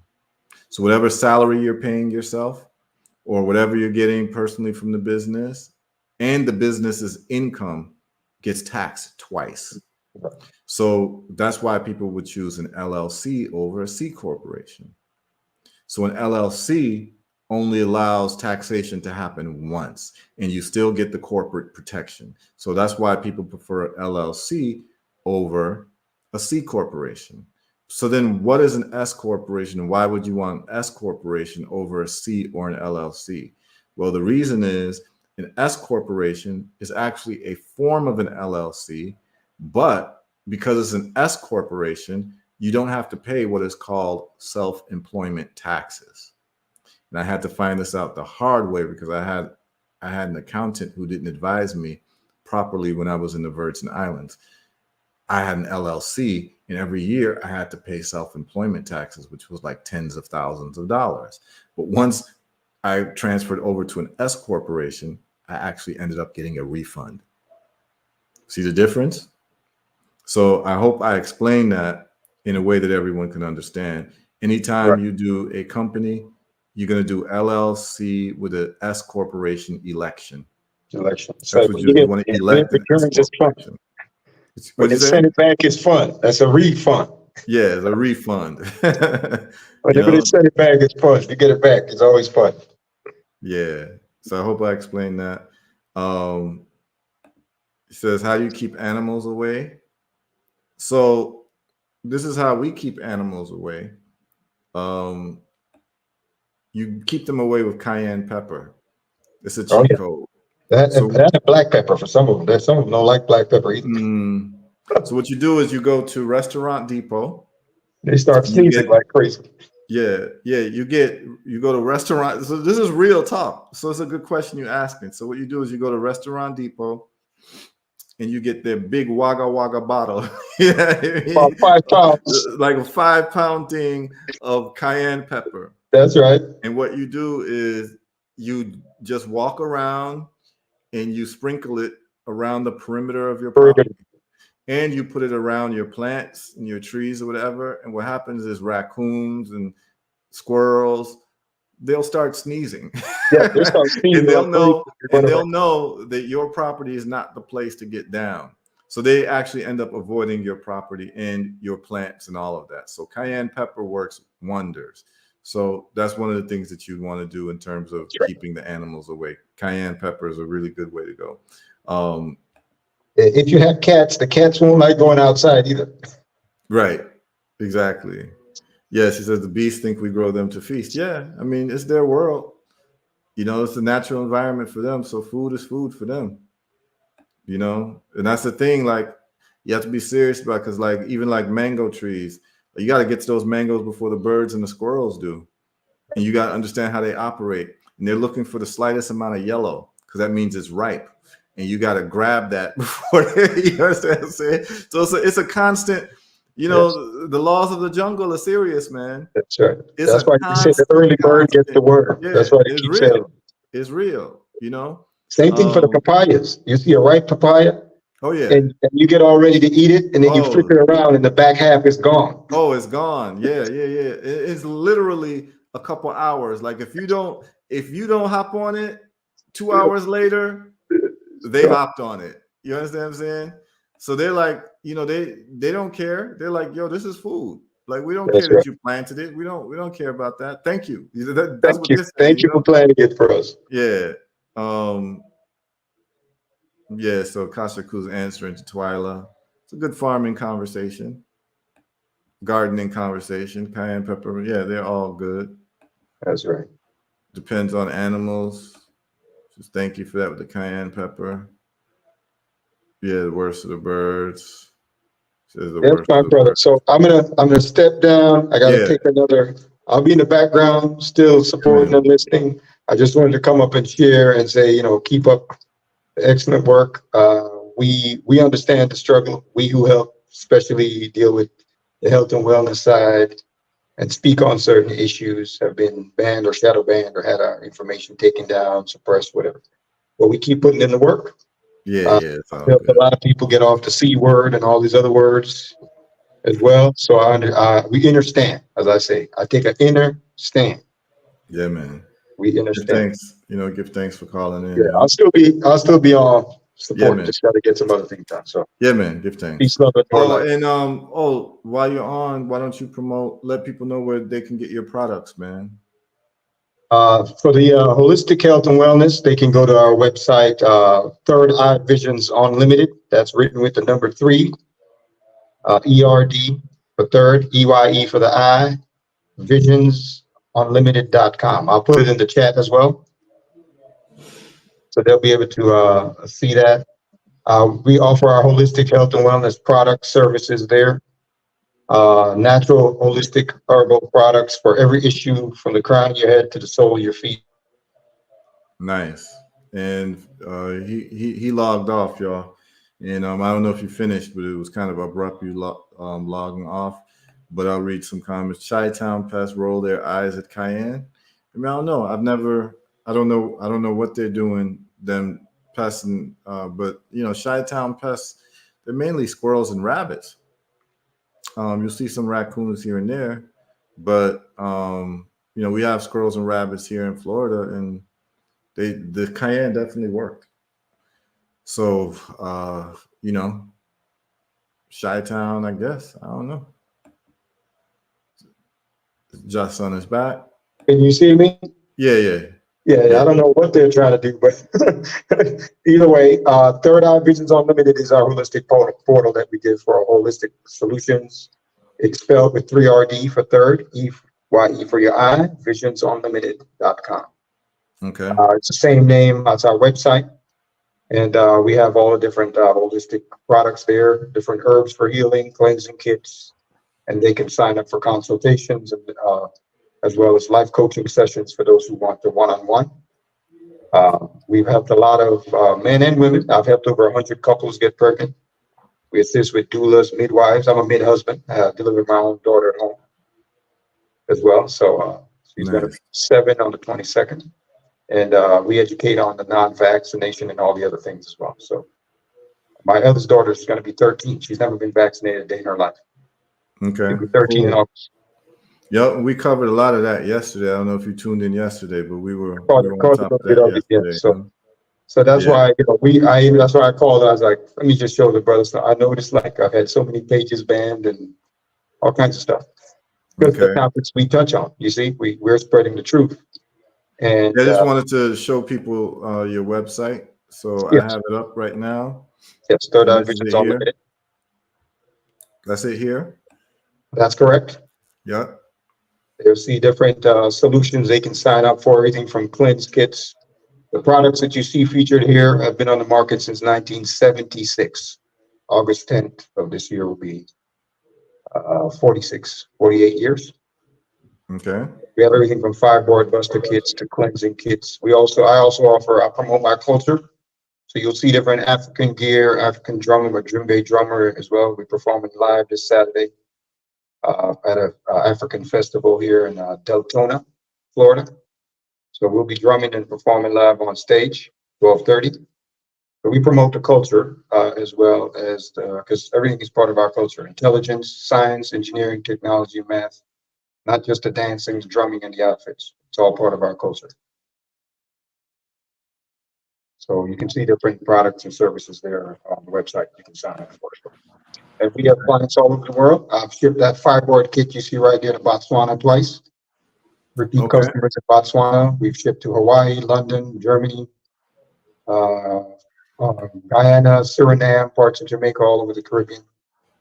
And so now it's time to get it to a broader audience all over the planet, especially in Africa. That's the goal. Excellent. Excellent. And and those of y'all who are entrepreneurs, don't feel no way to call up and we can, help promote your business. If you have some ads, we can run ads too on the show as the show grows. But the whole point is that for us all to be empowered and for us all to create better situations for ourselves, and that's what I like to focus on with this show. So everybody who comes on that's an entrepreneur, get ready to promote your business and let people know, because the people who listen to this show are certainly people who want to support your business and find out what solutions you have for any life problems that people may be encountering. I know that we've had our brother Lowell call in and That's talk right. about his mechanic business, and he's gotten customers through being on this show. And that's what it's all about. I want everybody to eat. I want everyone to get some type of notoriety with their business. And so this is what I can do for y'all. Thanks, my brother. Excuse We thank you for continuing to spread the word and put the positivity out there in all angles. And as you know, we'll keep me. Yeah, on. We'll be here supporting and working together to take the next steps and the next step. yeah, Yeah, man. Yeah, big up just son, every every time. time. Peace, love, and Yeah, more man. life. And mango season reach, Yeah, hey, we're gonna make a. Hey, coming down the road. They say chipping down the road. We're gonna be chipping down the road to them mangoes right there. Yeah, man. Mango, mango, mango. Yeah, man. That's Big right. up. All right. Peace, love, and more life. Yeah, man. All right. And Goldie asks, with my next question, you can elect to do S Corp but still function at LLC till you get bigger operationally, or is it better just switch over as an S Corp? No, just switch over as an S Corp right away. Start as an S Corp if you can, but you do LLC, then you elect to be an S Corp. And do that as soon as possible so you avoid self-employment taxes. It's important. So, all right. We've got all types of things going on right now. What I want to hear from people. She says, when I start the S Corp, can I write that Tesla off on my taxes? If you have a business and the Tesla that you have is the Model Y, there's a certain write-off you can have for vehicles that weigh a certain weight. And I believe that the Model Y qualifies. The Cybertruck would qualify. And I believe also the Model X would qualify as an SUV. There's an SUV write-off because people use it for like moving equipment and whatever. So there's a particular provision in the tax code that allows you to write off purchasing a vehicle that you could say you use for business purposes, but it has to be a certain weight. You can talk to any accountant; they should be able to tell you about it. I have it in my notes somewhere, but I just don't have it in front of me. All right. So yeah, you can definitely have a vehicle as a write-off if you need it for your business, particularly if it has a certain weight. So here's what I need to know from y'all. We talked about 850 credit score. 850 credit score, $100,000. Some people say 850. I'd love to hear the people who say 850 what their strategy would be. There are some strategies where you can definitely leverage an 850 credit score to bring you some serious returns. But I'd love to hear what people's strategy is, the people who say 850. Me personally, I would take 100,000 cash. I know what to do with it. And I wouldn't owe anyone money because even, you do credit cards or 850 credit score is basically the ability to get yourself into debt, right? And there's a lot you could do with it. And with the $100,000, you could actually hire a credit repair agency for maybe $2,000 and then get your score up. So you could actually use that money to leverage your score as well. You know what I'm saying? And we have in the hit house, Henry Time. This is my brother from another mother. During the poetry days, we were doing poetry hard and heavy as young men. This was one of my favorite poets and one of my good friends, Henry Time. You know what I'm saying? So big up Time, man.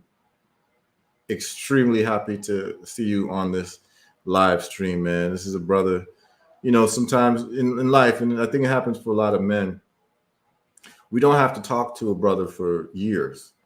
And when we talk, it's like we never stop talking. I think that's how men operate. And Henry Time is one of those, but I don't have to talk to him for 100 years, but when we see each other, it's love, and it's like we never stop talking, So, that's one of the things about internet and all of that is that you get to connect with good people. Henry Time's sentiments are totally mutual. Yes, Henry Time, Maybe we'll play, I don't know if there's some videos of some of your poetry, but, I like to expose my listeners to artists who I love. And so Henry Time is definitely one of them. Top poet, So I'm ask y'all a question. I asked y'all a couple questions. We did the 850 or 100,000 credit score, and we have some people on here. I want to know from people a couple things. Okay, he said he has his poetry on the YouTube channel, and so we definitely want to make sure that we play something from my brother Henry Time. You know what I'm saying? Definitely a brother that y'all should know about. And I think the brother's doing sound engineering for some time and some other things. And so, Time, if you want to call in, chop it up, feel free to do so, man. The link to call in is on the YouTube channel that you're on right now. I believe it's been pinned. It should be a pinned comment to call in. So you can feel free to do so, man. We can play some of your poetry, introduce yourself to the peoples, man. It'd be a pleasure, But yeah, it's pinned up there. So here's what I want to ask y'all.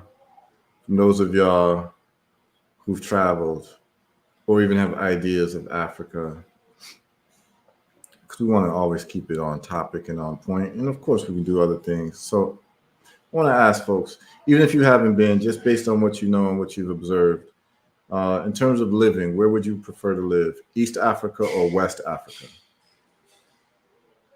I want to know from the people here. East or West Africa, and why?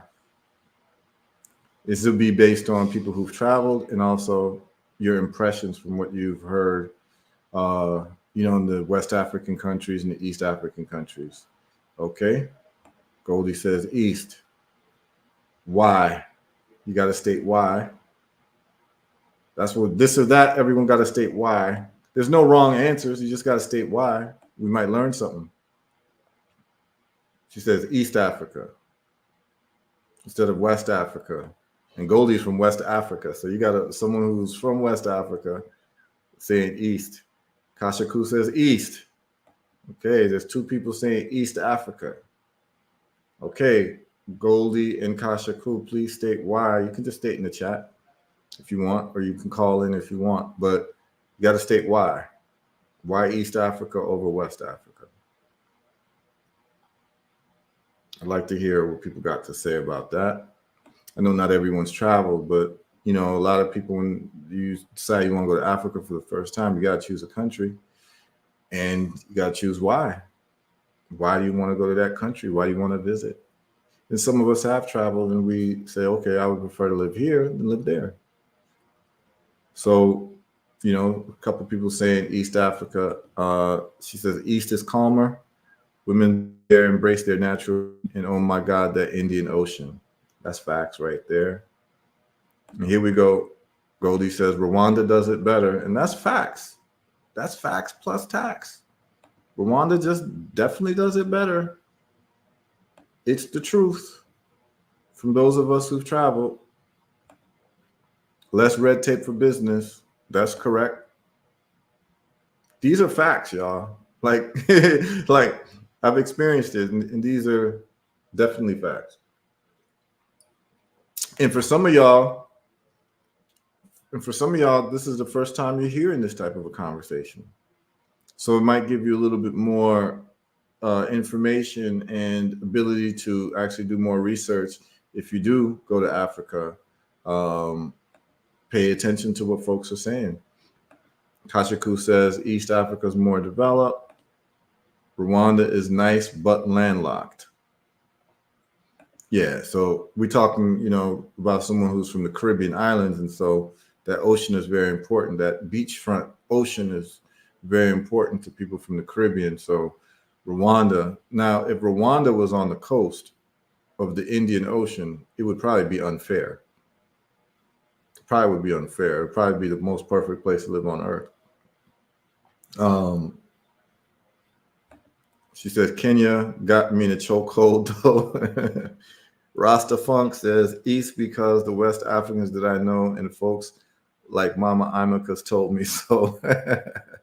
Yeah. It has everything. So Mama Imaka's, what he's referring to is Mama One Africa, who owns the resort in Ghana. I think it's called One Africa Resort. And she left Ghana to live in Rwanda. And she had very specific reasons why. It says it has everything. I think you're talking about Kenya. Yeah, because Kenya has the beach. It has a city life. It has all of that. That's correct. Thing that Rwanda has over Kenya is that it's a lot cleaner. The government is definitely more receptive to business. It's easier to do business. But Kenya is a lot bigger. And one thing I do like about Kenya is that they take reggae music, roots reggae, very seriously there. And that's definitely my speed, Highlight says, let's call it the African Ocean. Yeah, definitely the Indian Ocean should be called the African Ocean. You know what I'm saying?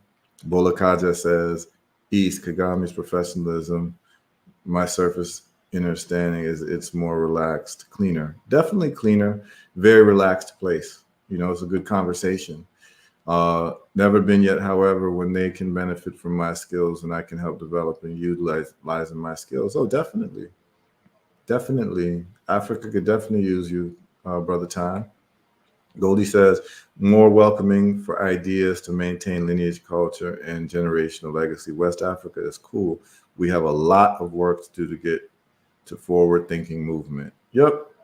And this is Goldie. She's talking from like actually doing business and meeting with government officials in Ghana. We know how frustrating it can be. Um, you know, I mean, I have a lot of stories that I could share about that. And I have shared a few stories, but like, for those tuning in for the first time, I could just very quickly, like a quick glance. So in Ghana, I registered a business in Ghana, and it took me 7 months to get my business registration. And it cost me a couple $100, and I had to hire an accountant to do it for me. In Rwanda, I opened a business in about 10 hours online, and it was free. So you see the difference? Like, you can't do business, like legal business, unless you have a business registration license. And it took me 7 months. In Ghana and Rwanda, it took me 10 hours. Ghana, I had to pay to wait 7 months. In Rwanda, it was free and it was 10 hours. So, that's just one glaring example. And you wouldn't know it unless you were there. For me, although Rwanda is a paragon, it can get pretty boring and it's hard to get what you need. But Rwanda, I believe everyone should visit. And she says she agrees. And I would hazard a guess she's talking about the whole African Indian Ocean thing. It's so weird. You're in Africa and they call it the Indian Ocean. It's very strange. But that's just what it's known as. It's known as the Indian Ocean. Um, wow. Have to give a Heru masterclass on that biz setup eventually. Yeah, like one of these lives, I'll talk about doing business in Africa and my experiences, the pros and cons of different places. So just so people know, I have a business registered in Rwanda, Ghana, and Gambia. So I can talk about all three of those quite in depth. But I also have a business about to be registered in Tanzania as well. But I can give you those details also when the right time comes, because what you don't want to do is reinvent the wheel. There's no need. No need to reinvent the wheel.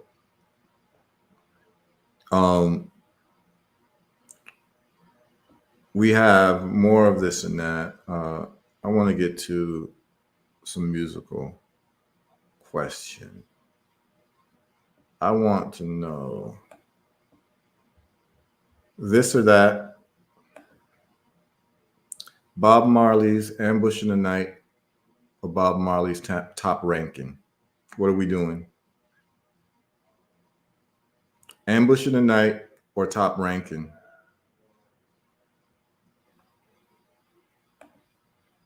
What is it that you can't get to shoot that you need in Rwanda? Okay, I'll let Kasha Ku answer that.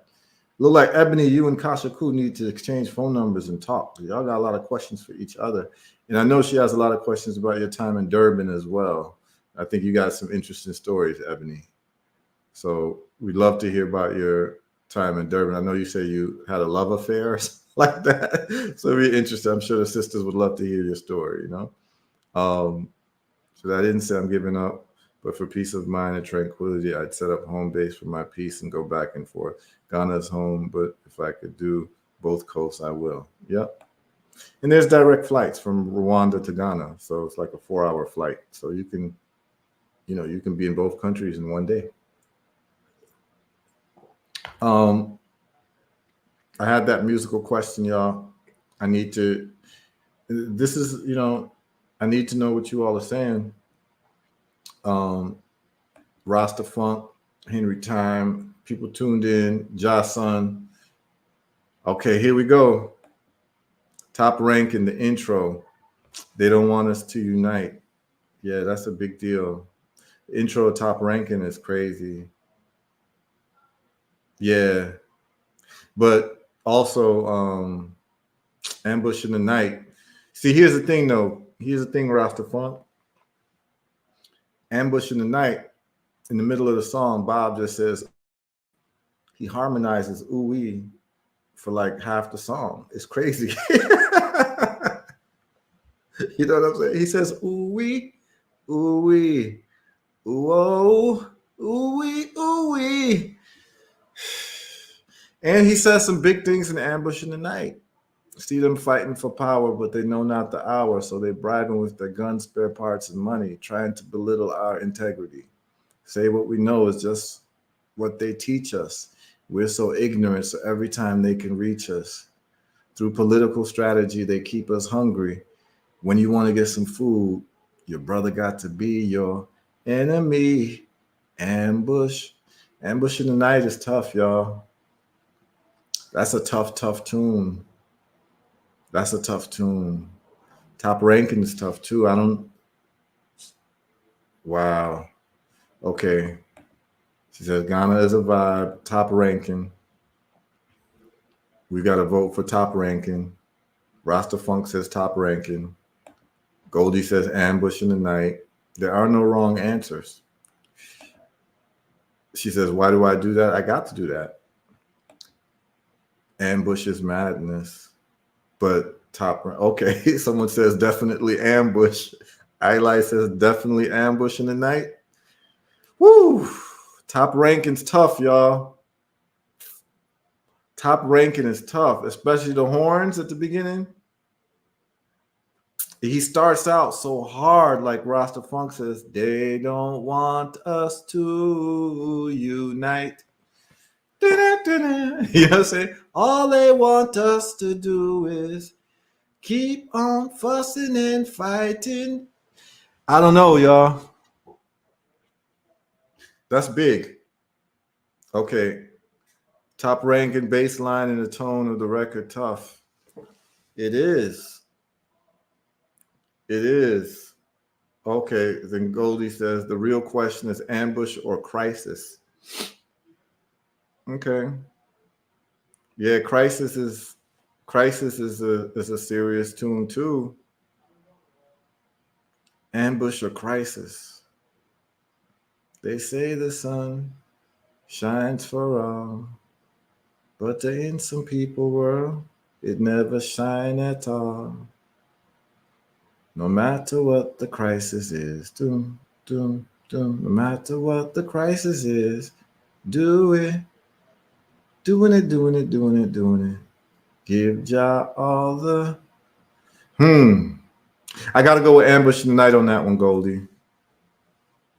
Ambush in the Night is so hard. When he says, when it's time to get some food, your brother got to be your enemy.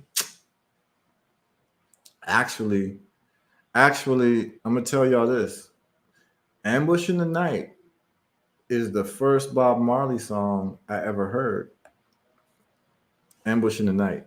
And that is the song that got me into reggae music over hip hop. Because before then, I was big into hip hop.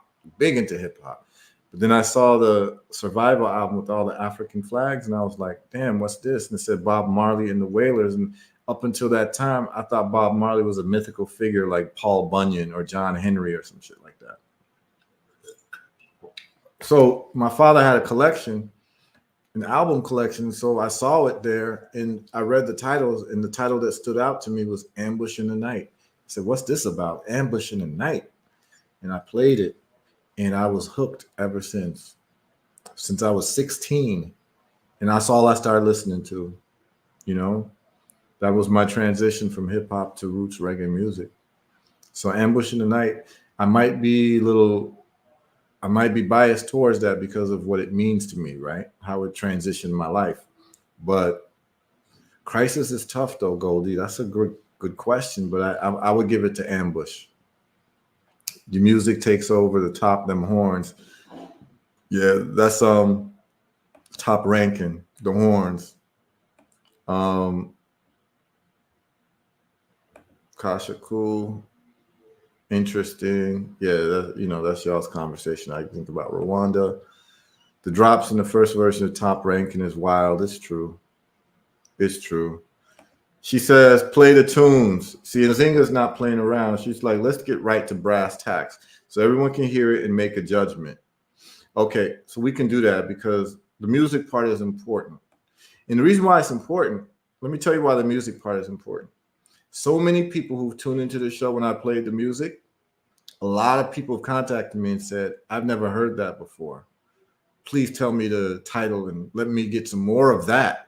And that's when I got to find out, particularly brothers and sisters in America are greatly deprived of great music because the so-called black radio stations are not black music. They are black artists who are hired by other people to sing songs to you based on a certain desired behavioral pattern that they'd like to create. As we know, the prison industrial complex, the people who own stock in that also own stock in the music industry. So we've been choked as black folks in America from actually getting quality music, just like, you know, you don't get quality food in America.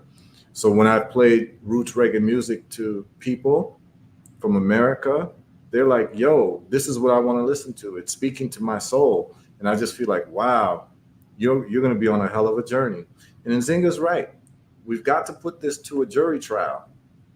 We've got to put this to a jury trial. She's absolutely right. And I think it's time because it's 10:22. So what I want y'all to do, and this is what I'm going to do, I am going to give you all the link to this show for Twitter. And I want everyone on Facebook to migrate to Twitter. I mean, not Facebook, I mean YouTube, to migrate to Twitter, because we know, as you all know, that it's nothing but player hating going on with YouTube and Facebook and those. Twitter does not player hate. So what I'm going to do is I'm going to give you all the link, the proper link to tune in to the show. So here we go.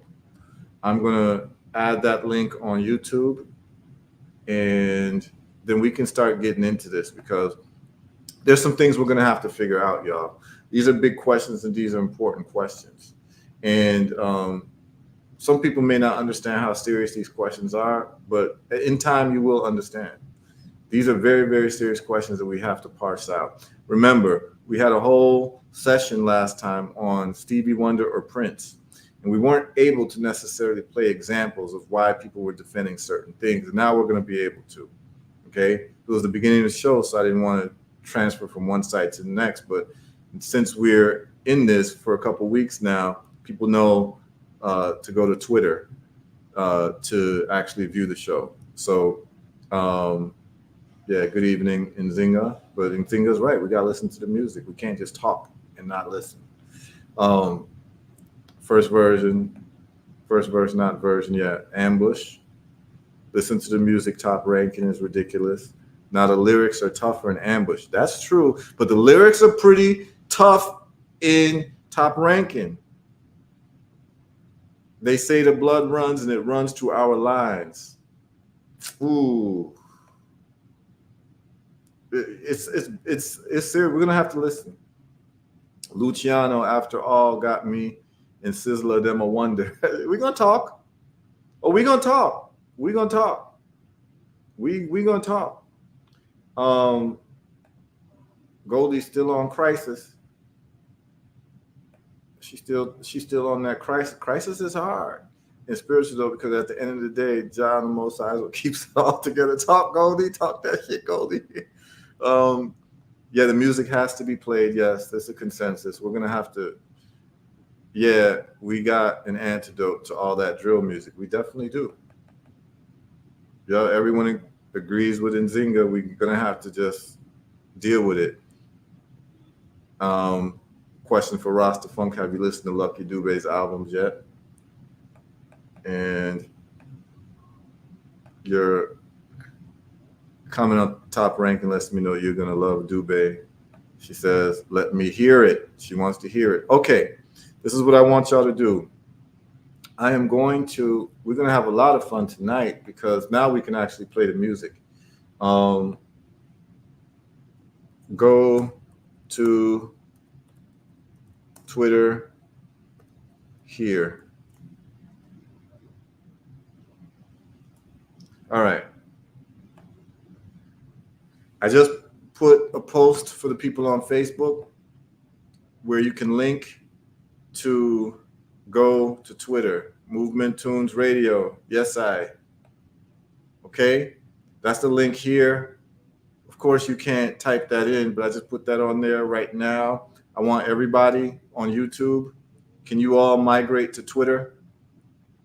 You can leave YouTube and migrate to Twitter. Just migrate to Twitter, y'all. The link is on the YouTube. It's just the most recent comment. Just migrate to Twitter, y'all, and we're going to get this session going. Because these things have to be really discussed. And we can get into Marvin Gaye and Al Green conversation too. It can't just be done through talking. It has to be done through these examples because, like Nzinga said, we got to play the music. So I want to give y'all like a minute or two to get to Twitter so that we can start. And I'm gonna sign off of YouTube, and then everyone's gonna be on Twitter dealing with this because these are conversations that need to be had. And then for a lot of people who don't know this music,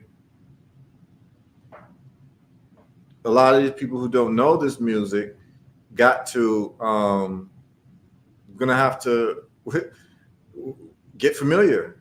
This is a great time to be tuned in because we're about to get a musical education because there's a lot of people who know what they're talking about, and we're about to evaluate things, and we're gonna have to reevaluate certain things because that Stevie Wonder and Prince conversation, we never dealt with it in terms of musical examples, and this is the time to do it. Hint, hint, Healing Beauty. This might be the night to do it. The Marvin Gaye, Al Green conversation might have to be dealt with. Okay, Henry Time is on Twitter. Okay, good. So people are moving to Twitter. Okay, I still see a couple people still on YouTube. Want to let y'all know on YouTube that we're going to sign off pretty soon on YouTube. I want to give y'all some time, but YouTube is about to go blank for this show. I want to give y'all some time, but we're going to go blank because YouTube player hates when we deal with the music. So we're gonna line up some music and we're gonna get down to this situation because this is something that needs to be talked about and discussed on a serious level. So this is my pleasure to do this type of a conversation. Absolutely my pleasure. So what we're going to do is I'm going to shut off the YouTube stream. Okay. And no. So wait, she says, oh, Lowell, you just seen that Henry Time is in the house, right? Yeah, Time is in the house. Time is in the house. So that convo was serious. Healing Beauty says, we got to revisit the 80s. I'm on Twitter. Yeah, we got to talk about it, y'all. These are important things to have conversations about. Like, we got to be able to source what's what, because here's the thing. As time goes, particularly in these cultures that we're living in, they try to erase the past like it never existed. Like great music never existed. And so the young people of today have no sense of like who Stevie Wonder even is or who the greats really are. They have no what you call benchmarks. And we have to make sure that there's benchmarks. So that's why we got to do these types of things. It's very important for so many different reasons. He said, dang, I'm deprived. I don't know Ambush in the Night. Well, you about to know Ambush in the Night, Makari Sanga. This is the show. This is for you. This is for you. This is for you. Because with the name like that, you got to know Ambush in the Night. And you're going to love Ambush in the Night. So we're about to do it. Okay? We've given enough time for people to migrate. And if you're on Twitter, go ahead and hit share or repost so that other people can get some of this ism too. All right? Zinga says, I thought Facebook player hated. Yeah, Facebook and YouTube. Facebook banned me, so I'm off of Facebook. And YouTube player hates whenever you play music because they believe that all of our music is owned by the Universal Music Group and not us. So on behalf of Universal Music Group, they will ban anybody who's playing the music. They'll stop the stream, they'll whatever. So to circumvent that, we're going on Twitter, we're going on X, where they don't do that type of censorship. And this is really a bigger conversation. We can't reward platforms that do censorship and platforms that are trying to keep our music away from us. Like UMG don't own Stevie Wonder. We own that. That's from our soil. You understand what I'm saying? Y'all don't own Bob Marley. We're going to play Bob Marley. We're going to play Peter Tosh. We're going to play. You're not going to block us from doing it, and we don't want to be part of your platform if that's what you're going to do. Because we need to congregate and have conversations, because I'm telling y'all right now, what we had in terms of the conversation about Stevie Wonder when Healing Beauty came on and gave us an education on Stevie Wonder, it gave me more insight to Stevie Wonder. This is education. And then when Mercari's Songhai is like, I've never heard Ambush in the Night. Well, your life is about to change. These are conversations we need to have, because there's no reason why we can't share this type of genius and this type of love and this type of musical gifts with each other without getting blocked. Yesterday, I'm talking about the pandemic, and because of that, Facebook kicks me out, because I'm telling you how to save your life from these shots. So Facebook gets no love from me. I'm not losing any sleep about being banned from Facebook. I don't care. They don't deserve me. Straight up. All right. So she said, so it's a YouTube and Facebook. Yeah. So it's both. Yeah, I'm still on YouTube though, as you can see. But the problem is that I was banned from Facebook because I did something on the pandemic. But YouTube routinely will kick off the stream if I start playing music that they say is copyrighted. It's not like I'm selling the music. It's just that they think it's copyrighted. All right. So so I don't know, Nzinga, if you are on, you're the one who said we need to listen to the music. So I want to make sure you're on Twitter before we switch over, because you actually spearheaded the movement for us to start playing the music, and everyone agreed with you. So I don't want to leave you hanging. Nzinga, please let us know when you are on Twitter. Just text and say that you are on X, and then I'm going to shut off the YouTube stream, and we're going to get started.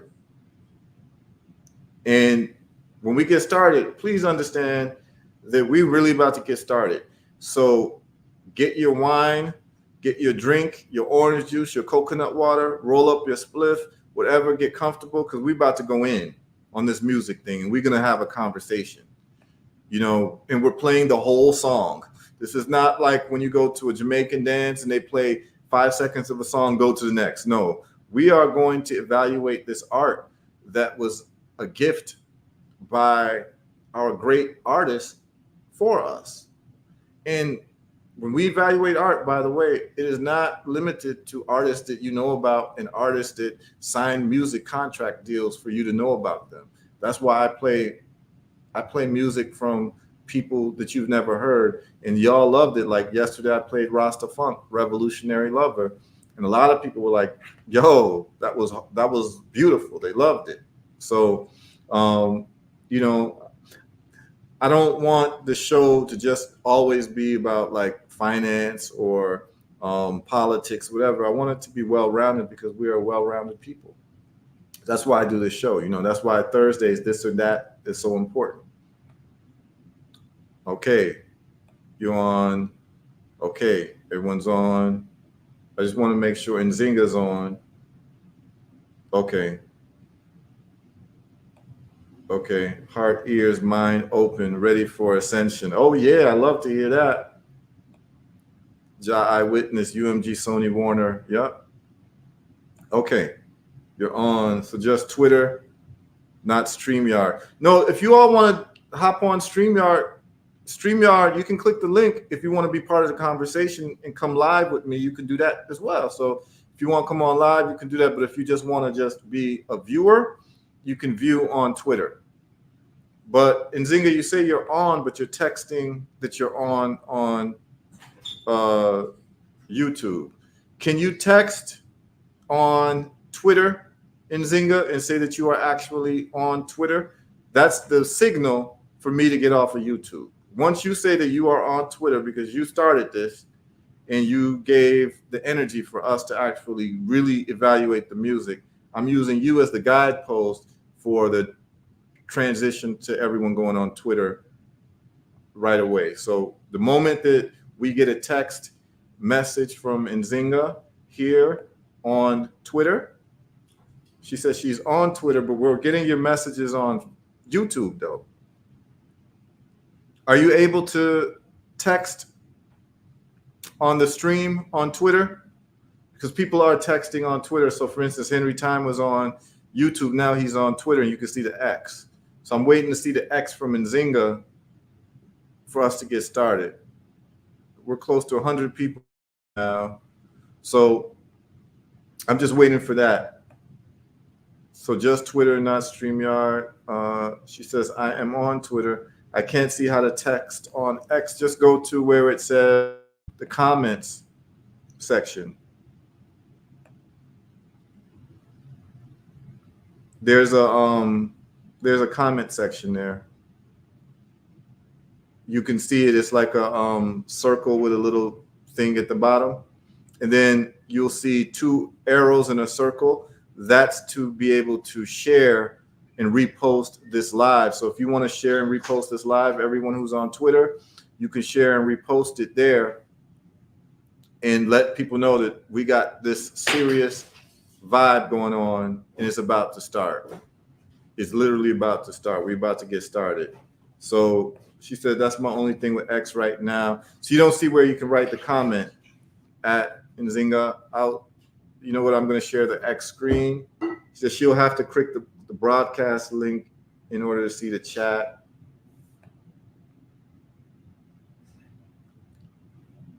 Yeah. You just have to. There's on the bottom left Nzinga is like a circle with an arrow, like a circle on the bottom left, and you have to tap it. If you're on your phone, you have to tap it, and you'll see where you can make comments. Because everybody and their mother's making comments now. But okay, you say you're on Twitter, so it's all good. Okay, High Priestess of Holistic Beauty is in the house. She's in the hit house. Okay, so I think this is enough time that we've given people on YouTube. We've put the link there. Just go and okay, somebody's in Blood of Slaves, T.I.R.E. Dread, San Diego Massive. Big up all the Massive in Cali, you know? Yeah, man. So we're about to get started, y'all. Like I said, for this session that we're about to have, get your drink, get your coconut water, get your lemon iced tea, get your whatever you got to get comfortable, because we're about to go in. We're going to have some real conversation, y'all. And those who want to call to talk about your opinion, because this is this or that, and this is the musical section of this or that. We did finance. We asked about $850 credit or $100,000. We talk about East or West Africa. We did all that. Sometimes we'll talk about food. We'll talk about different things. We have fun on Thursdays. So I am about to shut off the stream on YouTube, and we're about to get lit on Twitter. So I'm about to remove the stream from YouTube right now, and we're about to start exclusively on Twitter. Okay. Remove